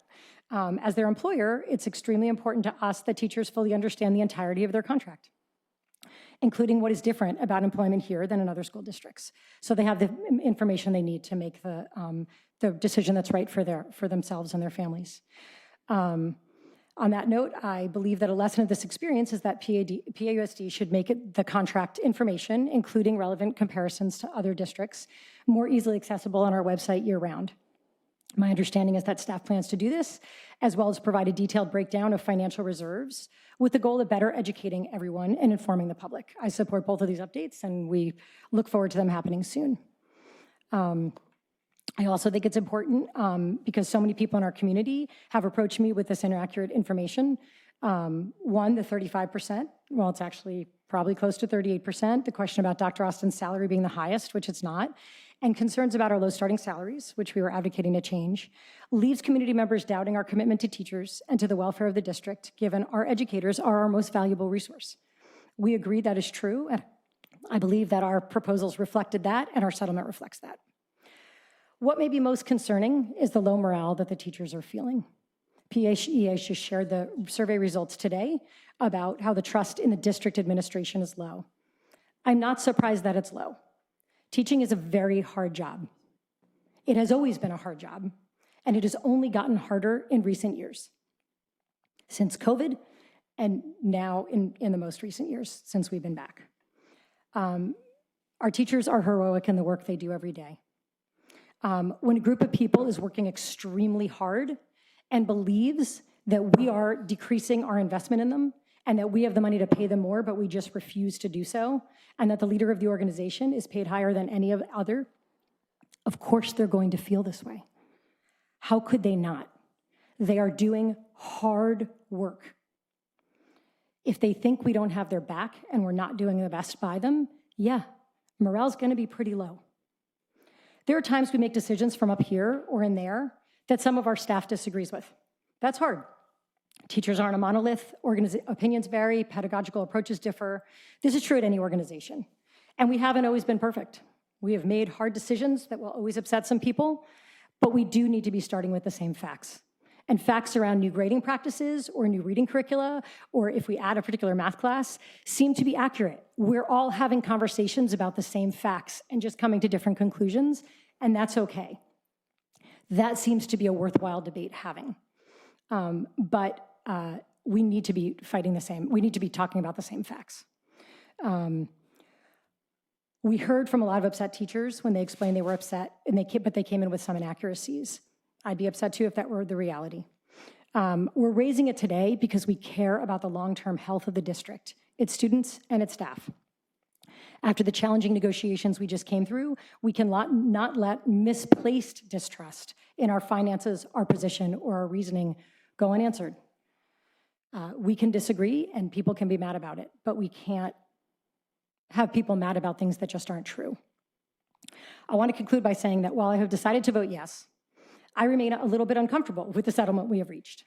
Not because I think we can't afford 4% in the first year and another 4% in the second year, plus another 2% in other changes, but because I'm worried we can't afford all those increases while also maintaining our current class sizes and benefits. Ms. Latimer feels the same way, and she's been a CFO for almost her entire professional life. When we look at the 5-year projections for PAUSD, we see a lot of red in the out years. Ultimately, we are supporting this deal because Superintendent Austin lobbied hard. He didn't use emotion, he used numbers. He convinced us this was a calculated risk worth taking. Ms. Latimer and I have just a few more months on the board. We pushed back hard on Dr. Austin, and he pushed back hard on us. Mr. Durup and Ms. Siegel are going to be here with 3 new board members pretty soon. We suggest that before the next time we go through negotiations, each of our parties have some conversations about what their priorities are, and we check in with those bodies about what their priorities are, so we can focus on those. And if it's salary above all else, let's focus on that. And if it's working conditions above all else, and if it's some combination, let's find the medium. But Ms. Latimer and I won't be here, so it'll be on you guys and probably some people that are in the audience now. And we appreciate Dr. Austin's advocacy for this and hope that his calculated risk is right and that this will wind up okay in the end. We will be watching on Zoom. So I'm going to be voting yes, and I look forward to see what happens next.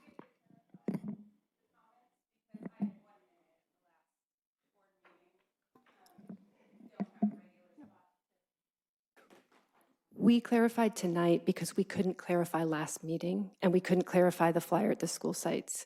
So we did our best to just speak in our job in the position where we're able to speak. You're welcome to email stuff to us.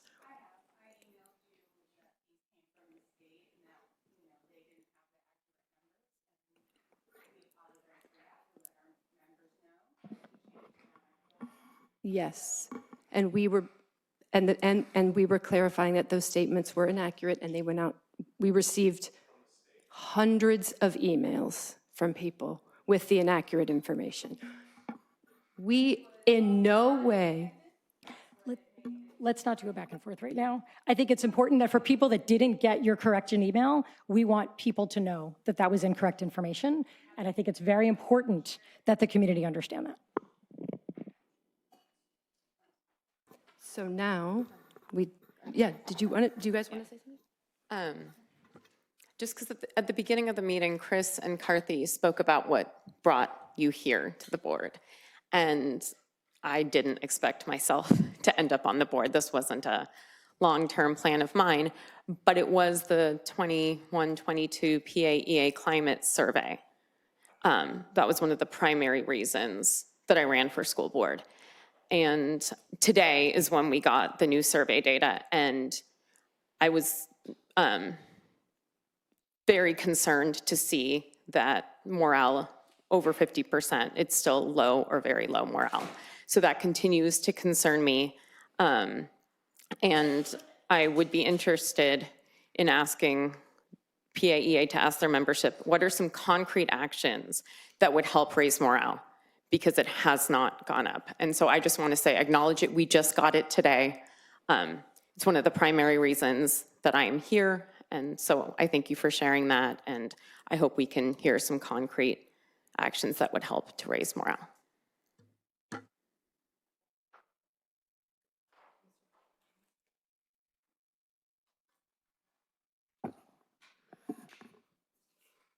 We will have a new board next year.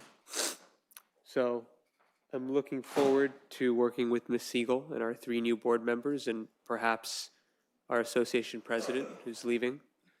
Well, I guess there's nothing else to say then. All right. Anybody else? Student board reps?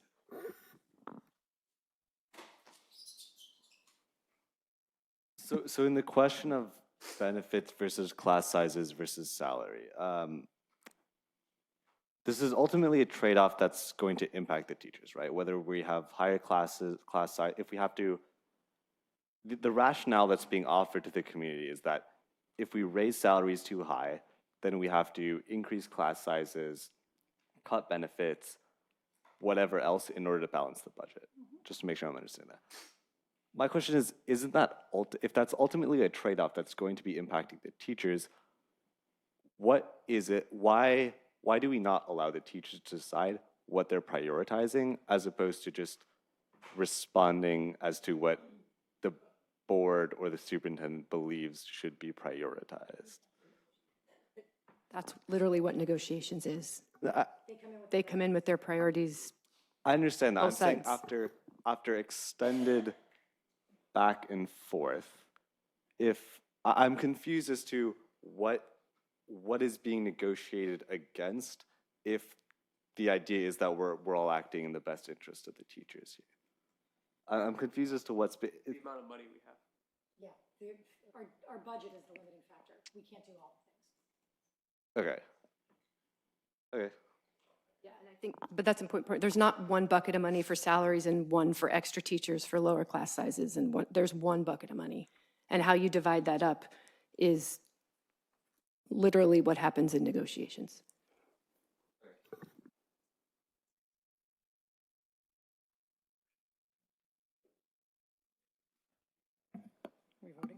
Should we vote? Did we have a motion? We did a motion, right? So we could discuss? All right. Student board members, preferential vote. Colleagues, all in favor? Aye. Aye. Okay. Now, I think we need to take a 5-minute break, and we'll come back because I have 87,000 things to read out now. Do I have to gavel out? Do we have to gavel out? We'll be back at 8:10.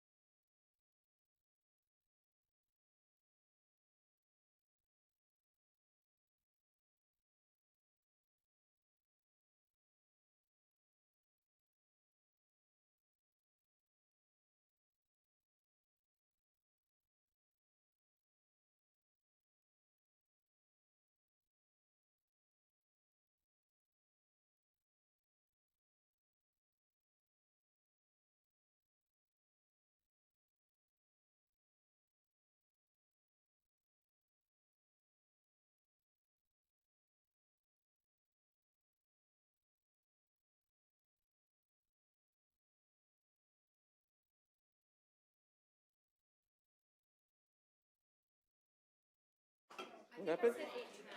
Just start.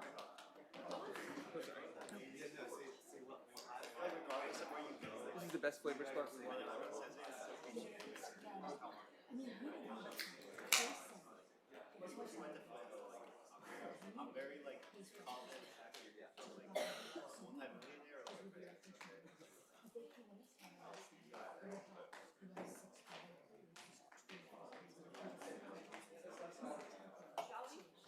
Michelle, peach nectarine, this brand specifically tastes like those peach ring candies.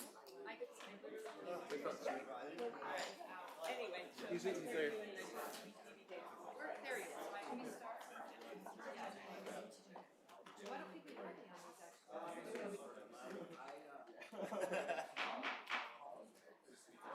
Wait, is this on? Oh, yeah, it is, okay. Okay, moving on. 2023-24 salary schedule for non-represented group supervisory confidential personnel. And I think this is me, right? You? This is me. There's no readout for you on this. This is basically the salary schedule is what you're approving for this item. The salary schedule and increase for this, and so it's as presented for the board to take action.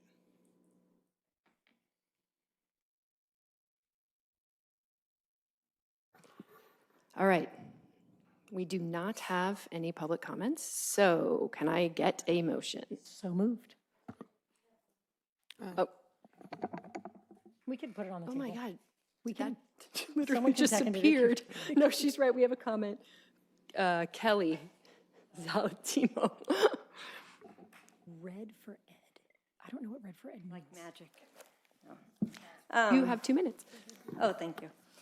I wanted to ask or remind everyone of a promise that was made in 2019 to have an organization chart. I haven't forgotten, and I'd love to see an org chart with people's new titles, because there's been a lot of shuffling of titles and positions, and having that org chart would help people to know whether it's myth or not, that we have a big district office. That's the perception. So having an org chart would be great for us to see what our district office really looks like. Thank you. Okay, thank you. All right, so now can I get a motion to approve? Anyone? Anyone? So So moved. moved. Oh, same. Second. Ms. You guys Siegel? second it. Ms. Siegel moved, I'll second. He'll second. All right, any discussion? All right, student board member preferential vote. Colleagues, all in favor? Aye. Aye. Okay. Moving on to Palo Alto Management Association Memorandum of Understanding. Yes, this is the approval for the compensation salary increases for PAMA, Palo Alto Management Association.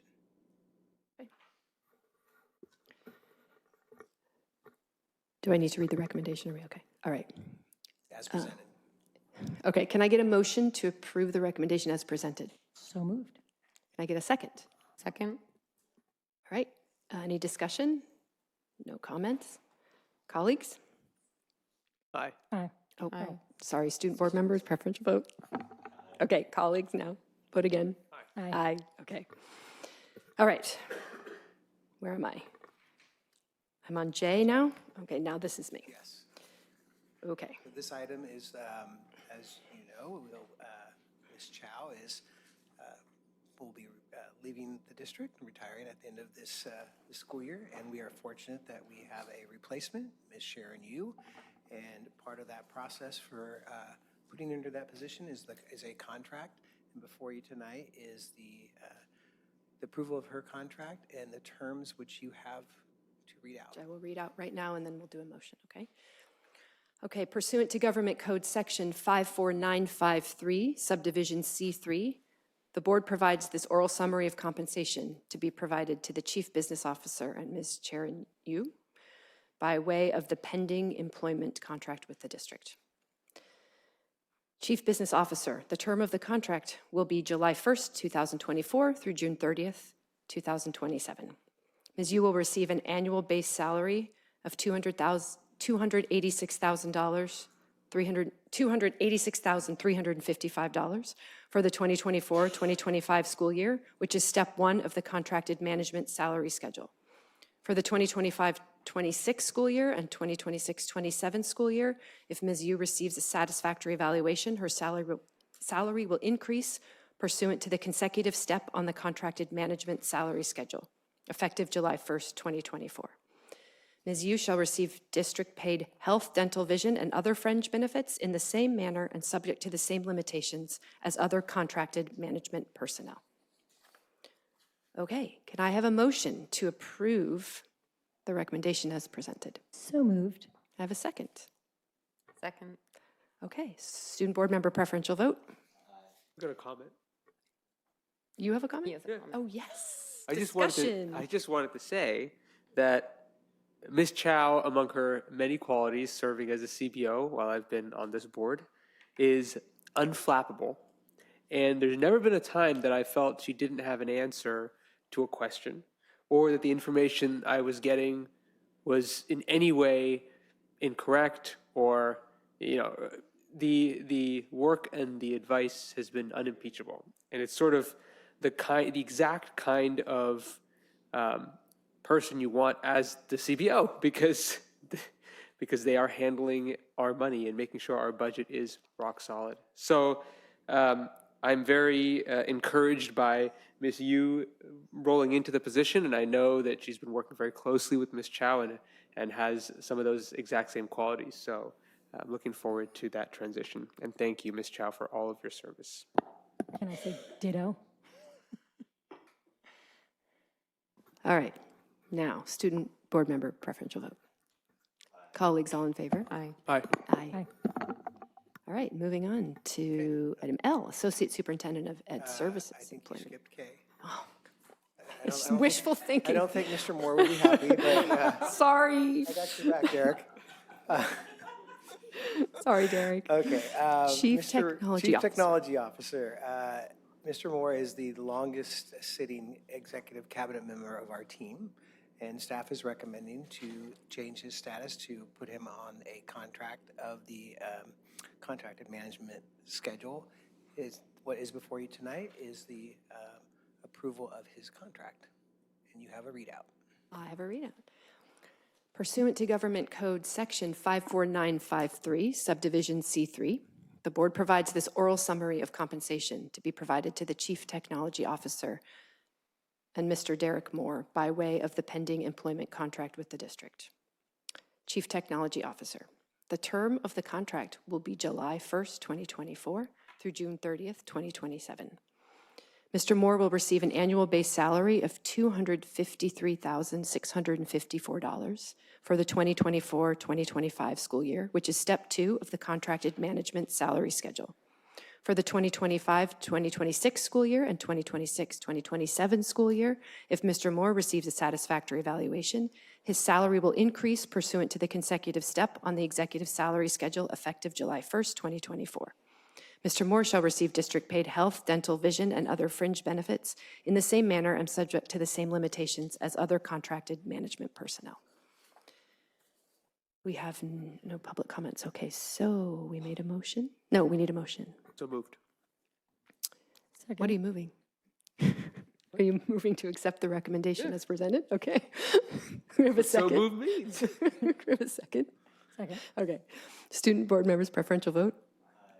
Colleagues, all in favor? Aye. Aye. Okay. All right. Now are we on Now we're on Associate item Superintendent of L. Ed Services? This is for the Associate Superintendent of Educational Services employment agreement with Dr. Guillermo Lopez. Staff is recommending that he have a new contract as the Associate Superintendent which is a shift from his current position. And that is what is before you tonight. Okay. Pursuant to Government Code Section 54953, Subdivision C3, the board provides this oral summary of compensation to be provided to the Associate Superintendent, Educational Services, and Dr. Guillermo Lopez by way of the pending employment contract with the district. Associate Superintendent, Educational Services.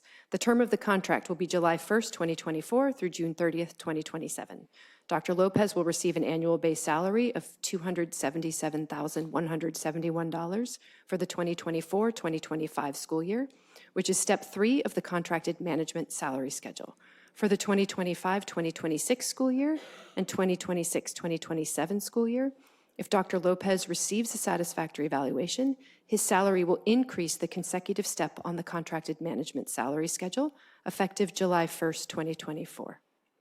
Dr. Lopez shall receive district-paid health, dental, vision, and other fringe benefits in the same manner and subject to the same limitations as other contracted management personnel.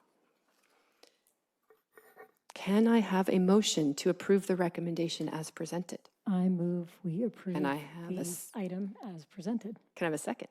Second. Student Board Member preferential vote? Colleagues, all in favor? Aye. Aye. Aye. Okay. Oh, this is a long one. This is the item M, the Executive Cabinet Contract Amendments. These are for the other 3 members of Executive Cabinet, Ms. Conaway, Dr. Cho, and myself. And the recommendation is to the board is an amendment to each of their contracts, and you have a readout for that. Pursuant to Government Code Section 54953, Subdivision C3, the board provides this oral summary of compensation to be provided to the following contracted management employees by way of their pending amendments to their employment contracts with the district. Deputy Superintendent, Mr. Bahadar Singh is currently employed as the district's Deputy Superintendent by contract from July 1st, 2023 through June 30th, 2027. It is proposed that Mr. Bahadar Singh's contract be amended to extend the term of the contract to June 30th, 2028, effective July 1st, 2024.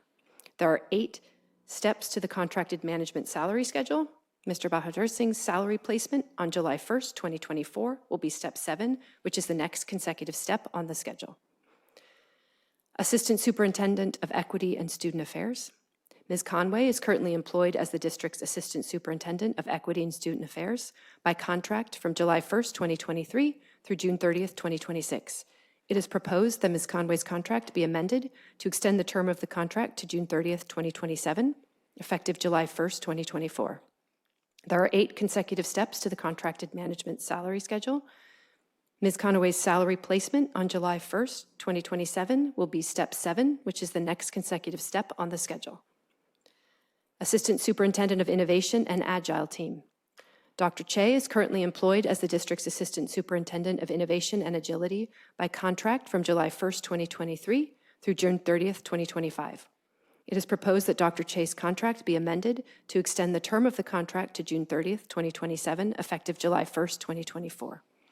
There are 8 steps to the contracted management salary schedule. Dr. Che's salary placement on July 1st, 2024 will be step 2, which is the next consecutive step on the schedule. Can I have a motion to approve the recommendation as presented? I move we approve the item as presented. Can I have a Is that second? allowed? I'll second. Student Board Members preferential vote? Colleagues, all in favor? Aye. Aye. All right. Okay, the next item is item N, the Superintendent Employment Agreement, the 5th Amendment, and it is recommended that the board approve this item as presented, and you have a readout. Okay. Pursuant to Government Code Section 54953, Subdivision C3, the board provides this oral summary of compensation to be provided to the superintendent, Dr. Don Austin, by way of the pending amendment to his employment contract with the district. Dr. Austin is currently employed as the district superintendent by contract from July 1st, 2023 through June 30th, 2027. It is proposed that Dr. Austin's contract be amended to extend the term of the contract to June 30th, 2028, effective July 1st, 2024. There are 8 steps to the contracted management salary schedule. Dr. Austin's salary placement on July 1st, 2024 will be step 7, which is the next consecutive step on the schedule. The fringe benefits amendment includes conditional health benefits until the age of 65. Can I get a motion to approve the recommendation as presented? I move that we approve the recommendation as presented. Second? Second. Student Board Reps preferential vote? Colleagues, all in favor? Aye. Aye. Okay. I Okay, think the that's next all my item, reading. You have no more readouts. No more readouts. The next item is the compensation salary structure for contracted management positions for 2023, 24, and 24, 25. And that is before you for approval this evening.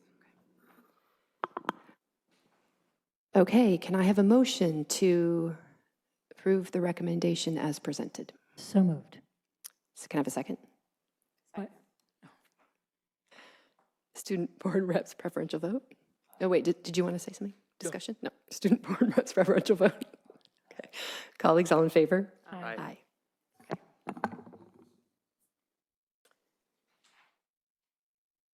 All right, moving on to, who's this? Me? Okay.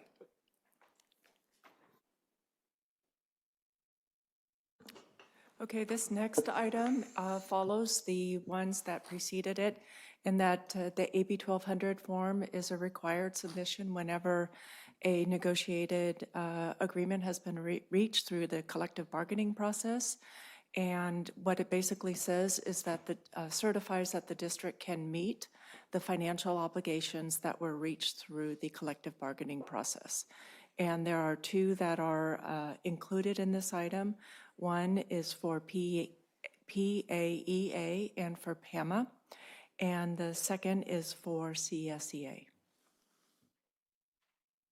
Okay, thank you. Can I have a motion to approve the recommendation as presented? So moved. Can I have a second? Second. You're making it easier for us. Student Board Reps preferential vote.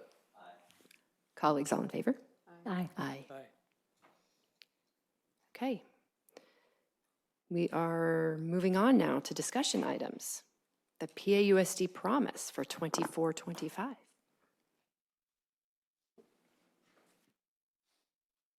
Before I turn this over to Dr. Che, and I believe Ms. Conaway is going to have a piece of this also.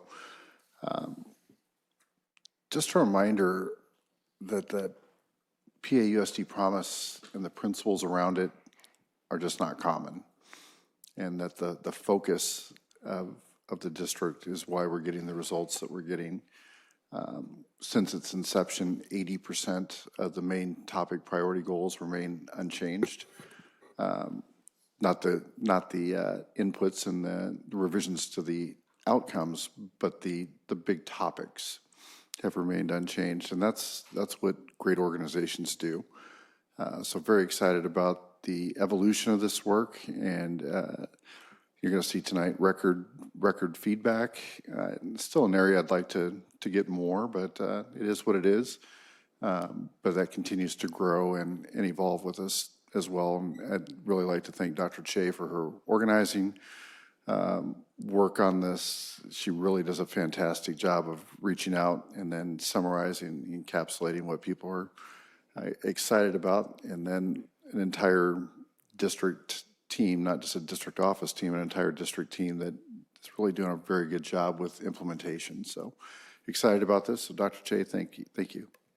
Thank you, Dr. Austin. The PAUSD promise is our strategic plan adopted since 2019. Our mid-year report was presented to the Board of Education in December, followed by the annual report in March. Since then, we reflected on the results to develop key performance indicators, KPI, and strategies for next year. As part of the process, we collected diverse stakeholder feedback through surveys, which were distributed through principal letters, district-wide communication, as well as Schoology for students. This year, we received 375 survey responses, which is more than 200 since last year. 61% responses were from parents, 20% from students, 17% from employee, and the rest were from community members. Divisions working on specific KPIs and strategies provided additional input during refinement stages of the goal development in alignment with SWIFT, LCAP, and CSA's plan. The 5 priority areas will remain the same for next year, and the test report has details. To highlight a few, KPIs under innovation include launching new elementary progress report, increasing the number of secondary students earning industry certifications, and increasing AI literacy for students and teachers. We are shifting early literacy to broaden the focus area to include secondary students in addition to elementary students.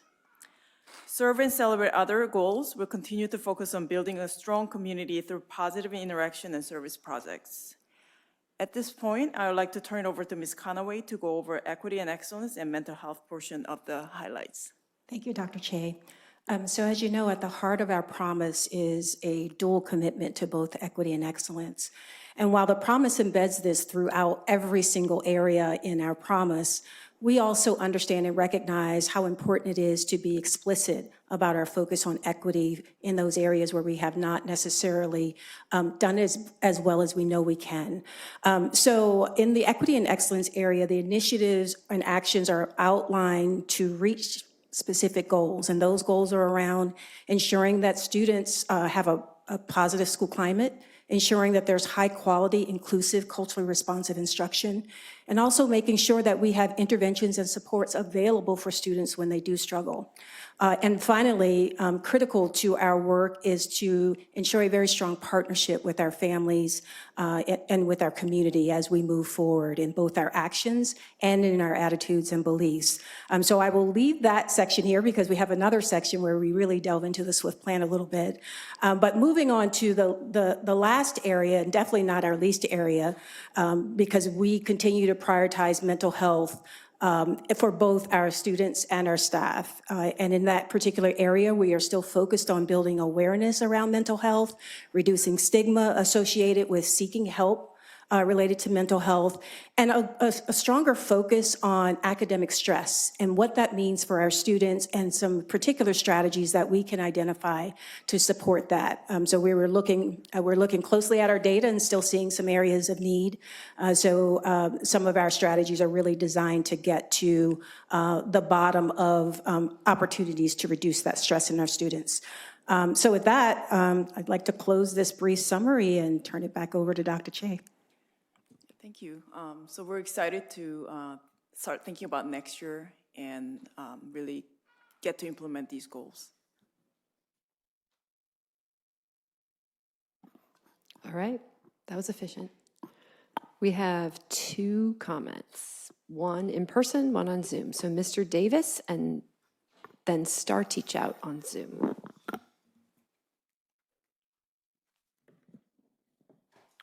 This is talking to the detailed report, the key performance indicators.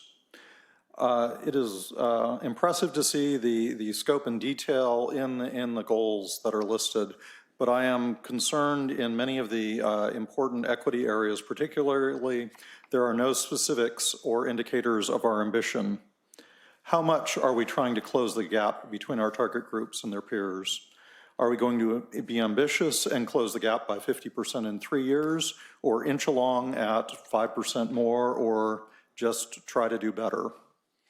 Ambitious goals lead to meaningful change. How about ending elementary suspensions? Cutting chronic absenteeism in half. Let's shoot high and do the work to make real change, not just stack vague PowerPoint bullets. Thank you. Thank you. Star Teach Out on Zoom. Thank you. I want to remind ourselves that our primary function is as an academic institution. And I feel that this permeates so many aspects of the promise and the goals contained therein, including mental health. I don't have time to belabor it, but I want to call your attention to an April 12th, 2024 article in the Chronicle of Higher Education, which should impact our education goals, especially for promise goals related to our middle and high school students who are especially underachieving. Teaching students how to be students was the article, and it identified the key components which many incoming first-year college students are lacking, and this must contribute to the dropout rate, which is currently about 33%, if not higher. Those items are regular attendance, alert and engagement in class, completing homework, resisting digital distractions, taking care of their health, and seeking help when needed. If this sounds like a criticism of some aspects of standards-based grading, it is. We don't need to abandon standards-based grading, but we do need to rethink some of the practices which suggest poor attendance, submitting late work, offering unlimited retakes, and even no participation don't matter. I do believe for some courses, some parts of SBG is contributing to the poor teacher morale. So please take a look at standards-based grading and the goals of it, and have some really deep conversations with our teachers to see how we can compromise and support our underachieving students. Thank you.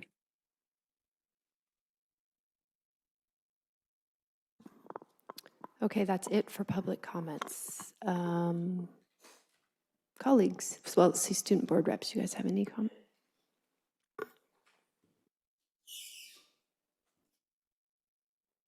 I actually want to echo some of Ms. Tijout's concerns about our implementation of evidence and standards-based grading right now in our core classes specifically. I agree with the general idea that we should be promoting the overall mastery of skills across students. But you also need to look at what that actually looks like when we're throwing it around as a buzzword with not much clarification, really. And here's what that looks like to students. I am right now actually working through this evidence-based project in my English class, where we are asked to fill out grade conferencing forms, where we are asked to prove what grade we achieved. In fact, I will be submitting that tomorrow. And in my experience with that, and I think this is shared by quite a few of my classmates, that evidence-based grading in its current form, where we look at a general idea of skills, really leaves students in the dark about what we're supposed to be doing. Because when I look at my Schoology report on how I'm doing in my AP Lang class, I could not tell you. I could not tell you whether I'm doing well, what I need to improve on, because when you have an evidence-based grading system that is solely designed around implementing evidence-based grading for the sake of it and not for actually allowing students to meet those skills, what ends up happening is you create a black box where students really don't know what it means to learn or develop those skills. And it's really arbitrary. So when we're making these goals about expanding evidence-based grading, standards-based grading, any of these terms, there needs to be a focus on making sure students actually are able to know what's going on. Because as much as we talk about skills, for students who are trying to prove that they met those skills, how am I supposed to write a paragraph saying, I deserve an A or a B in this class, when my Schoology report doesn't show me how I'm doing? It's this commitment to standards-based or evidence-based grading for the sake of it that I think is pretty detrimental, as opposed to just focusing on building a model that provides a more comprehensive view of students' progress. Anybody else? I think every time that the promise comes up at these meetings, I'm reminded that I don't know how many students actually know what the promise is, and if they do, I doubt that they could list out the priority areas. And I guess, I don't know, like we always say, yes, we care about student voice, we care about students being the forefront of the change that we implement. And I think it's really important that they understand what everyone here is trying to do with the promise. And so, like, I'll tell this to my successor, Yunseo, as well. But I think it would be good if, I don't know, Dr. Che or someone else familiar with the promise could come and talk with ASB at Pali and SEC at Gunn to just delve into the promise a little bit. It doesn't need to be like a formal presentation or anything, but looking at these areas, equity and excellence, innovation, mental health and wellness, serve and celebrate others, those especially are ones that our associated student bodies can do so much on in terms of the events that we put on, and having that heightened focus, I think, could lead to the promise being more meaningful and impactful for students. Yeah.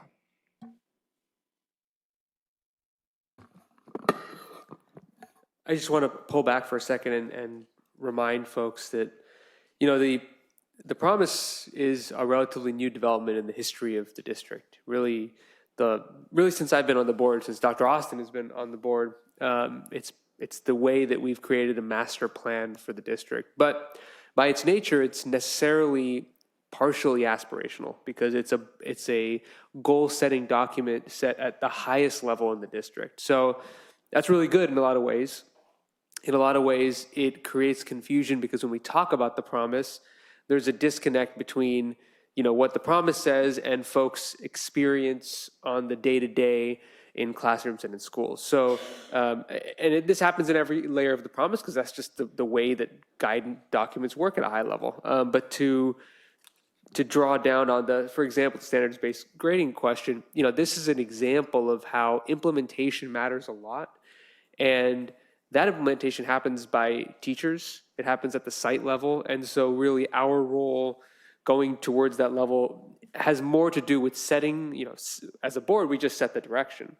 And then staff makes sure that we're putting the frameworks in place like professional development and training. So then the teachers at the site level can do exactly what you're concerned about in terms of how is this working and how is this affecting me day to day. So I just want to pull back for a second and remind folks that this isn't, you know, this is a partially aspirational document, and that's by design. And it has borne out sort of really good fruit for us over the last several years because there is that separation that allows us to set the goals and then allows the district to run with it and actually implement those all the way through. So. Yeah, and I want to follow up on that. I think this is exactly right. And when you think about how many classrooms we have in this district, right, you need to set a vision up here. And it takes a long time for the vision to get implemented in every classroom across the district. And so what happens, unfortunately, in the career of a high school student, right, is you come in and we may be in year one, which evidence-based grading in particular has been floating around a lot. But I think we're if not year one, then maybe year two of sort of really full court press on like, no, this is what we're doing. That's going to take longer than your career in high school for that to really be felt in all the classrooms. So I think, you know, as a board, our job is, we said, to sort of, and I will say, and Chris just walked out of the room, but one of the major sources of stress that we have heard from students over and over and over again is around grading and inconsistent grading and grading being different from class to class. That is exactly the problem evidence-based grading is trying to solve. But it is very hard in the middle of an implementation of something, for students to actually see that what they are saying to us is being responded to. It just is happening it's a longer horizon than we would like it to be. So the student feedback around grading is something that we're constantly working on as a district, and there's some that we can do at the district office level, but there's a lot that we can't. Vladimir, can I just give you a couple data points real quick? When we talk about evidence-based grading, I think it's been in our promise for a little while now. But like a lot of things in the promise, and more specifically in the SWIFT plan, they don't get noticed until we actually start doing stuff, and that's where we're at. We had 30 teachers in the pilot program right now, and each of our 5 secondary sites, will be 6 soon, have all taken visitation teams to one of the model high schools in the country that's completely in this space. Also, you know, I spoke with the San Francisco Chronicle not long ago at all about evidence-based grading, and honestly, I think traditional grading will be a dinosaur very soon. And the question was, well, how will that influence or impact college admissions? And my answer is they'll need to figure that out. no different than other things they've had to figure out over time.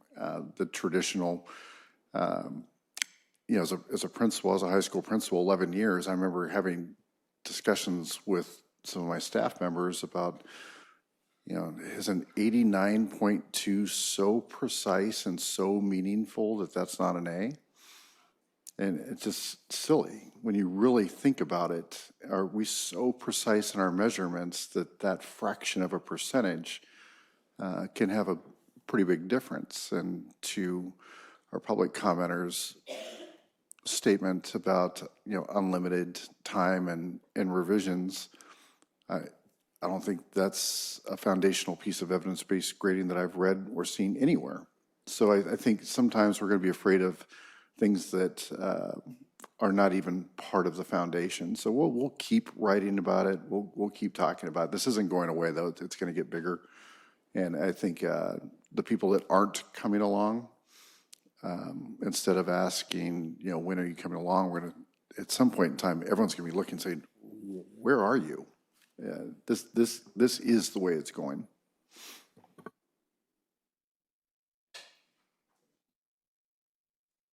Thank you both for your presentation. Really quickly, I want to thank you so much for sharing your experience, because student feedback is key. And so I hope moving forward that we continue to gather student feedback on the promise, but also the actual implementation of the process, because not feeling like you're understanding how you're being graded, which when I was a teacher, that was my goal, is that students understood the rubrics for grading. It counteracts our promise of mental health. So thank you for sharing. I had some questions around, I was really excited to see specific strategies to promote positive school climate. When can we expect to be updated on the progress and implementation of these really specific strategies? Many of these strategies are underway now. What we're trying to do is refine, fine-tune to make sure that we're getting the outcomes that we are expecting. So there are a lot of people in our group that are partnering up. Particularly, I'm developing a stronger connection with Robert Andrade around some of the policies and practices we have, particularly related to bullying and harassment. Okay. So yes, more to come. Thank you. That's really helpful. One question about innovation is, it talked about engaging students from early grades in creativity programs, and talked about expanding innovation labs at 3 elementary schools. So a question I had is, do all of our elementary schools have innovation labs? And if not, I wonder if our goal should be to offer innovation labs at every elementary school site before expanding the 3. I just didn't know if you could expand on that. I'm not. It was offered to all school sites, and principals who are ready to take up on it have started implementing. So it's by their choice. Okay, cool. I did. Thank you. That's helpful. It also mentions the new elementary progress report, and I would love to learn more about that, if anybody can expand on it.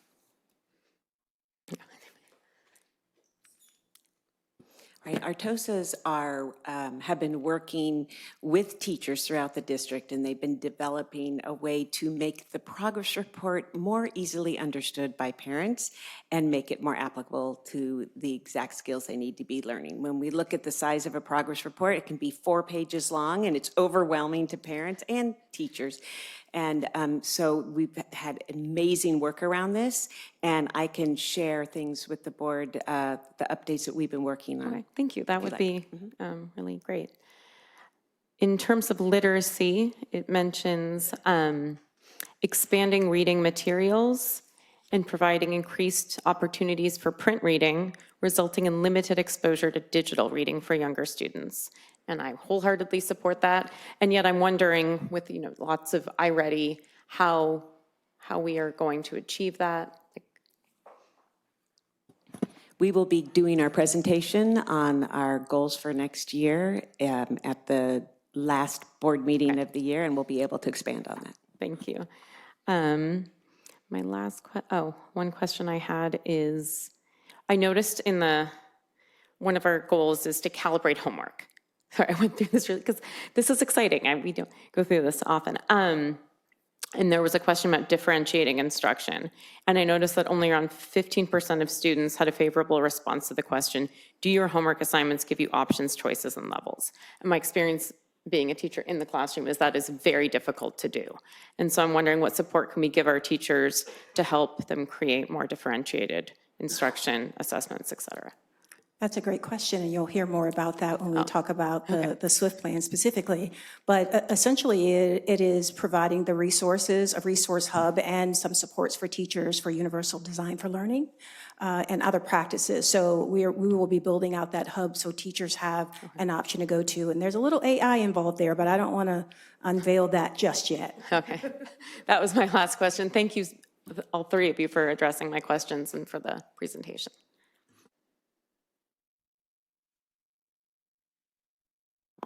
Okay, we can move on. Okay, so we did our switch, so we're going to go to the SWIFT update now. All right. It's been a long time since we talked about equity and excellence. Just kidding. So tonight, I'm really pleased to review and discuss the recommendations that we have for the SWIFT plan goals and actions. This is not going to be a presentation. It really is just going to be a talk about how we arrived where we've arrived at this point, with the understanding that there's still a few steps more to go before we really hone those those goals and actions down specifically. But what we outline here is just our transformative approach to shifting culture, practice, and leadership. You've heard me talk about the system-wide integrated framework for transformation. Well, the SWIFT plan is the guidepost for that particular framework. So the work that we have done is to really look at the progress we made on the SWIFT plan in this past year, and where we felt like there were some gaps in areas that we really needed to focus on and work on. I'm proud to say that we've made some progress, but I also recognize, as do my colleagues, that there is a lot more work for us to do where this is concerned. So you will see in the plan, if you've had an opportunity to read it, is that we really expanded our focus on school climate and belonging. And why did we do that? Super simple, because this impacts every single child in our district, no matter what demographic or characteristic. So I feel like we've done a lot of work that will ensure that we're impacting the climate overall for all of our students. But the updates in general didn't come about as a few district office members sitting in an office chatting about what would be great.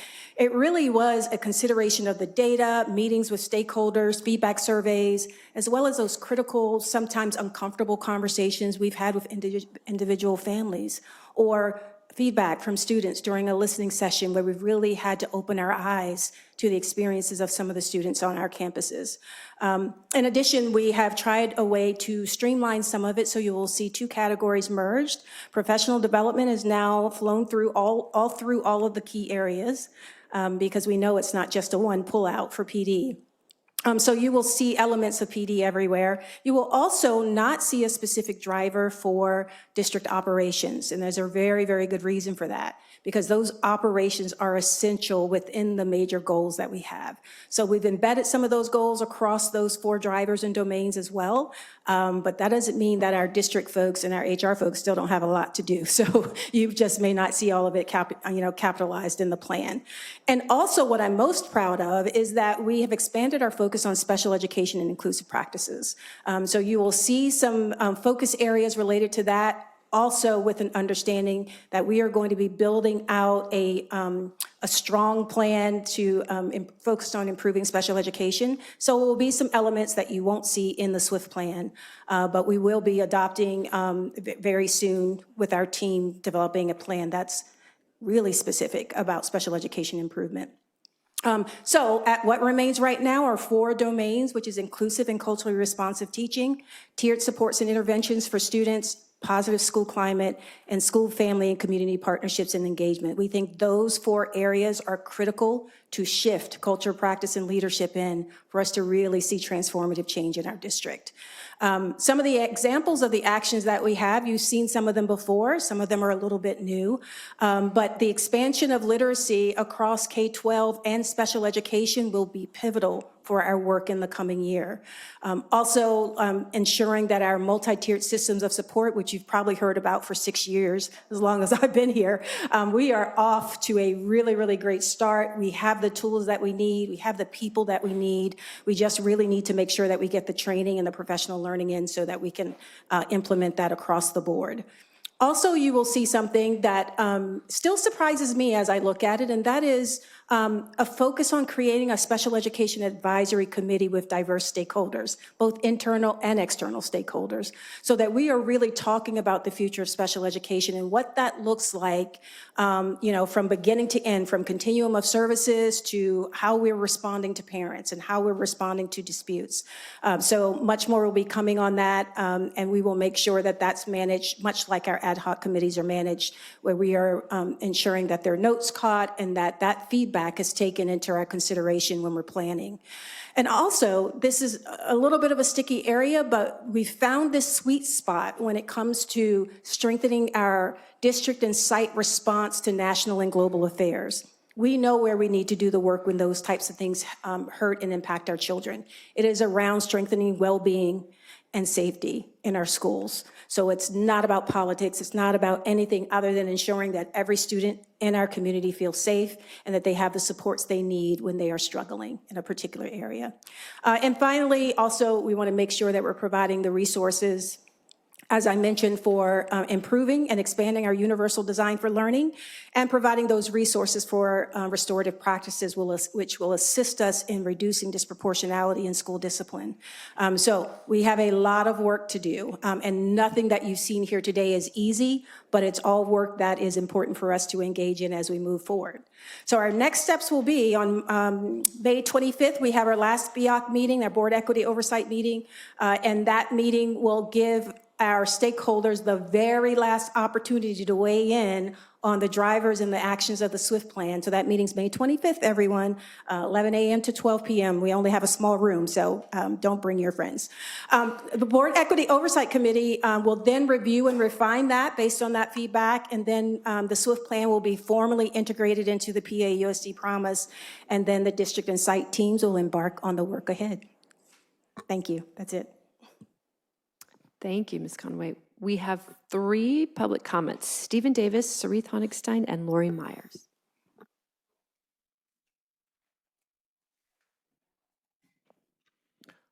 First of all, I know we're in early days on the SWIFT report and all this, and it's any criticisms or comments I hope should be taken in the spirit of trying to make things better. We judge education for our Palo Alto general education students, not by distance to standard, but by excellence. We are substantially above California's standard. Why in our SWIFT plan do we talk about our special education students being held to a much lower standard? Our goal needs not merely to meet California standards, but to close the gap between our special education and general education students, and that's going to be done by raising performance for both. Thank you. Thank you. Okay, we have another commenter. Let's go in the order I called those. Sarith Honigstein, Lori Myers, and then Uzma. Lana and the entire SWIFT team, we are immensely grateful for the hard work that went into these revisions. These changes will undoubtedly enhance our students' safety and foster a greater sense of inclusion and belonging within the district. We applaud the introduction of clear reporting mechanisms, crisis intervention strategies, comprehensive support for students affected by hate, harassment, and bullying, the improvements in incident tracking, student feedback and analysis, and data collection are significant advances. Additionally, the immediate reporting of hate incidents in the district at the district level and the firm stance against hate speech from the first offense marks substantial progress. We particularly appreciate the district's willingness to better understand the impact of global affairs on our students, ensuring our students feel safe always. I look forward to participating in more cultural events and welcome the district's active efforts to solicit more community feedback.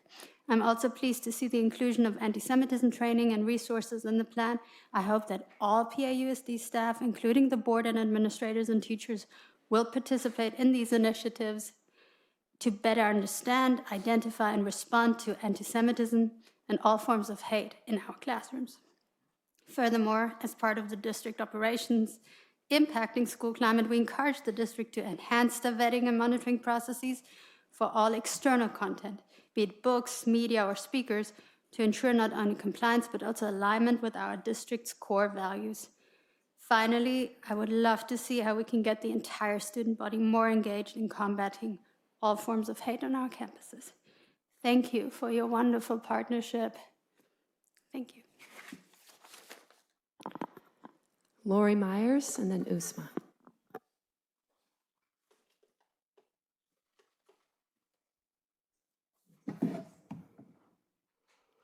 My name is Lori Myers. I've lived in Palo Alto for over 30 years, and I'm the parent of 2 gun alums. Thank you so much to Lana Conaway and her team for their wonderful work on the SWIFT plan. Sarit has eloquently detailed these excellent revisions and additions in her remarks. There are 2 specific areas I'm hoping can be added to this revision. The first is anti-Semitism training. As a school administrator myself, I know how hard it is to find time for mandatory professional development. I also know how unlikely it is for teachers to opt into optional PD given their crammed schedules. But this is urgent. The Bay Area region has the 2nd highest rate of anti-Semitism in the United States, the 2nd highest rate in the US. With 3 incidents of anti-Semitism in the district just last week and an increase of nearly 400% since October. Administrators and counselors at minimum need mandatory training so as leaders, they can identify anti-Semitism, address it, and most important, create policy to combat anti-Semitism. And please add Islamophobia training as well. PAUSD has a great working relationship with Facing History, and they can do both. The second is vetting. Sadly, we all know there's a huge amount of misinformation out there, from orgs that seem legit but turn out to be bad actors, as is now being investigated in SFUSD, to speakers who appear benign but whose content is at best incorrect and at worst illegal, as happened at Wilcox in Santa Clara. Please create a clear district-wide process to vet all external content promoted or sponsored through the district, including in student clubs, to ensure compliance with laws and codes. This is about our kids. Finally, thank you again to Lana Conaway and her team. We are grateful to have such a dedicated administrator who goes out of her way to care so deeply about our children. Thank you. Thank you. Usma.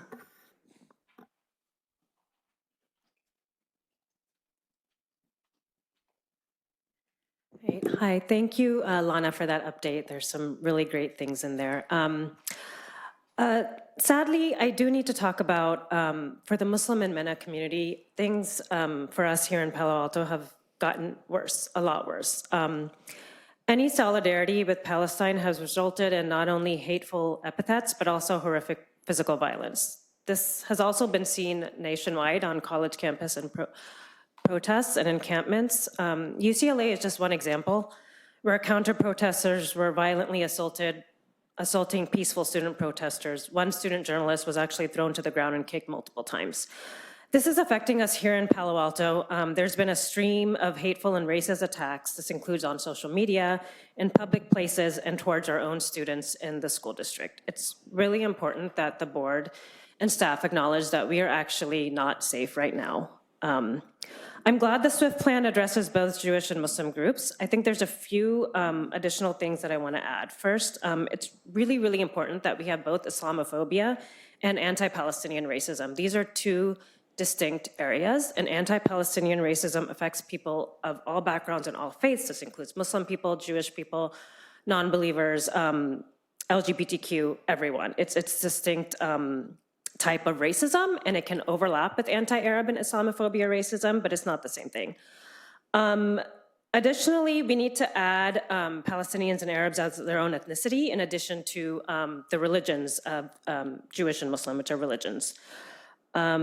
We need, I don't have much time, so I'm gonna talk quickly.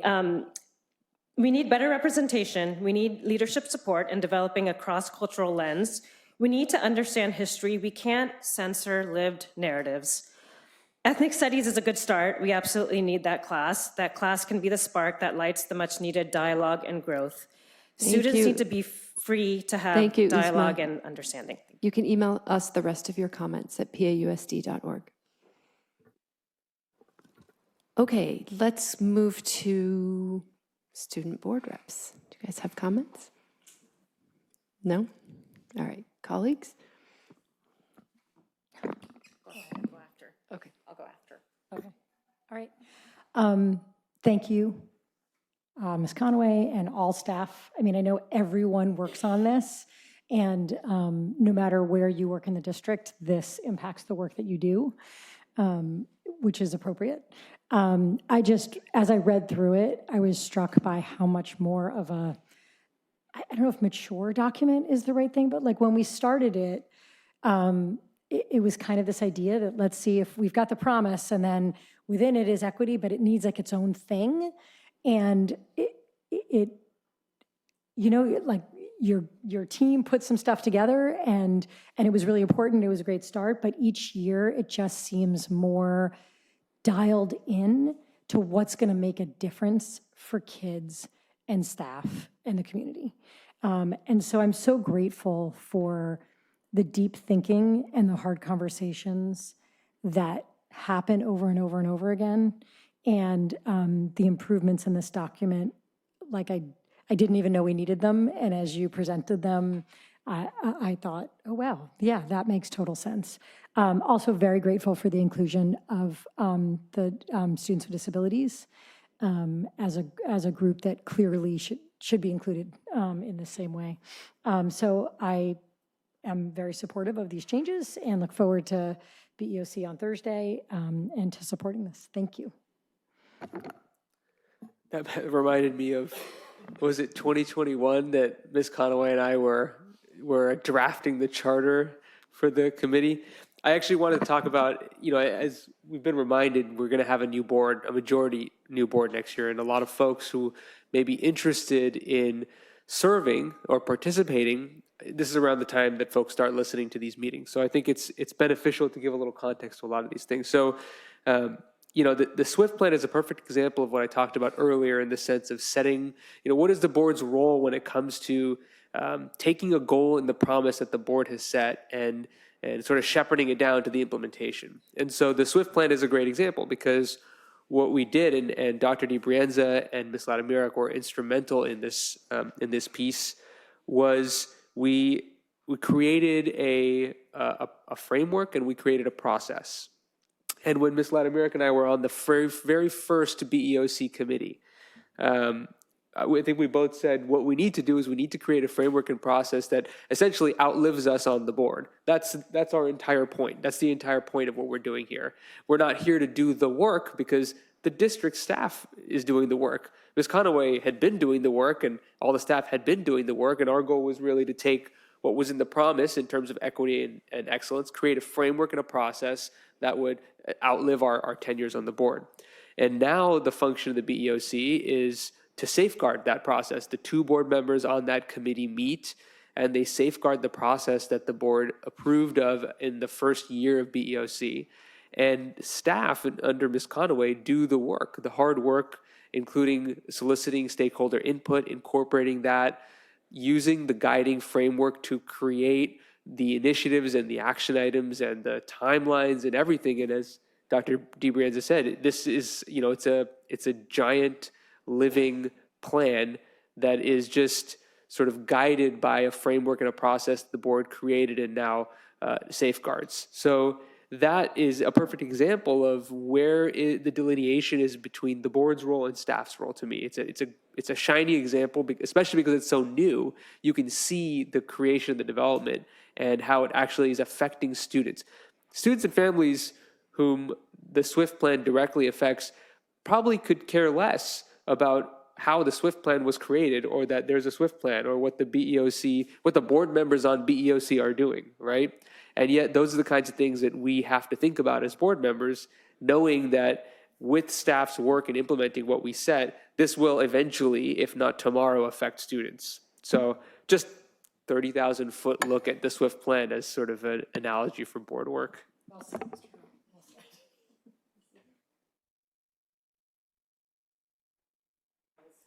actually was taking a lot of notes. I thought that was very well said.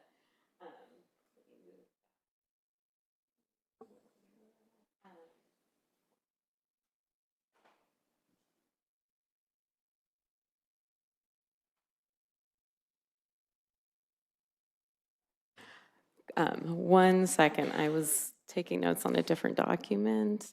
Because there's one part I want to make sure I say. I'm really happy to see that the SWIFT plan has been expanded and includes insights. And I just wanted to read it. The students from diverse backgrounds, including those are Asian American, AIPI, Muslim, Jewish, LGBTQ+, students with disabilities, and individuals experiencing bullying, harassment of any form. I just wanted to pull it up to read it exactly. And address any groups who have faced challenges related to belonging. I thank you for including that. I also want to make, it is imperative that we do not lose sight of the SWIFT report data that we discussed earlier this year, that our Black students with and without disabilities rated well-being, school safety, school climate, and sense of belonging significantly lower than average. So as we move forward and expand our plan, I just want to make sure we continue to put focus on, commit to, and provide ongoing data about the experience of our Black students, offer parent and student listening sessions, continue to do this, and continue our commitment. I just wanted to highlight that. And then one other question I had is, what is the, I've spent time on the Equity and Alliance, Equity and Excellence Alliance, and I'm wondering what is the future of that for next year? Well, we're shifting focus right now. Everyone enjoyed the Equity and Excellence Alliance, but it's time to let the birds fly and bring that work back to their school site. I will be meeting on a monthly basis with the Multicultural Affairs Liaison so that we can all ensure that we are in alignment with our work and that those individuals are taking strategies back to their site. But I think our leaders are ready to fly a little bit on their own with some resources and support from the district office. I have a couple comments. First, I just want to say thank you to the community members who just spoke. I met with some of you individually, and if not you individually, then other community, Jewish and Muslim community members, and it was a wonderful experience to know that I could say to people, I hear you, that your children don't feel safe, and I hear you that your children don't feel included, and I promise you we are on this, and we have a framework in place that can address, this does not have to be, we don't have to reinvent the wheel right here. And so to hear you stand up and validate that my trust in Ms. Conway and the process was well-founded, was lovely, thank you. And I also want to appreciate what Ms. Siegel just spoke about our Black students. We were at the last BEOC meeting, and there was a parent there who's not a Black parent, and he said at one point, I had no idea it was this bad. And this is a parent who has been come in recently through the events in the Middle East, and is somebody who's newly clued into the equity work that we're doing in our district, and he was shocked by the data on our Black students. So it is important that we not lose sight of how different their experience is in many ways than even other students who are also not feeling included and safe in our district. I also just want to reiterate some of Mr. Durap's comments. And when I think back to our very first BEOC meeting, when we were sitting around a room and trying to be like, okay, where do we go? The fact that we've gotten this far, I mean, I was elected in 2020. That meeting wasn't until 2021, probably almost a year into. I mean, we've come so extraordinarily far in just a few years. When I look at this document, I mean, this is basically a one-year business plan is what you've created here. I mean, you have, this is what we're doing this year. You have actions, you have metrics, I am so happy to see that this is where we've evolved, and so grateful. And I do think when you're running for the board, you have big ideas about what you want to accomplish. And then you get on the board and like 90% of what you do has nothing to do with what you wanted to accomplish. I love Mr. Holm, but I am so tired of talking about construction. It feels like that's all we do is look at the budget and we look at construction. But then it's nice to be reminded, looking at this document, okay, wait, no, it takes, and to the point about, it's incremental progress. And so I really meant what I said to Mr. Gaudapati earlier, just about it can feel like it's never going to happen. And it's, believe me, nobody feels that way more than the people sitting up here. We see where we need to go, and it just feels like we are never going to get there.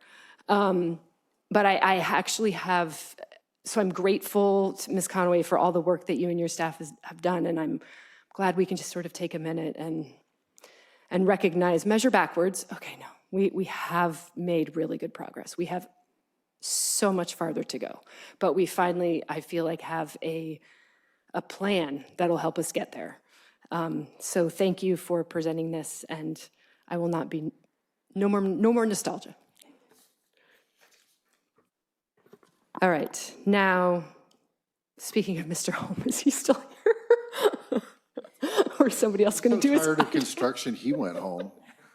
We actually have Ms. Chow's going to present the last one.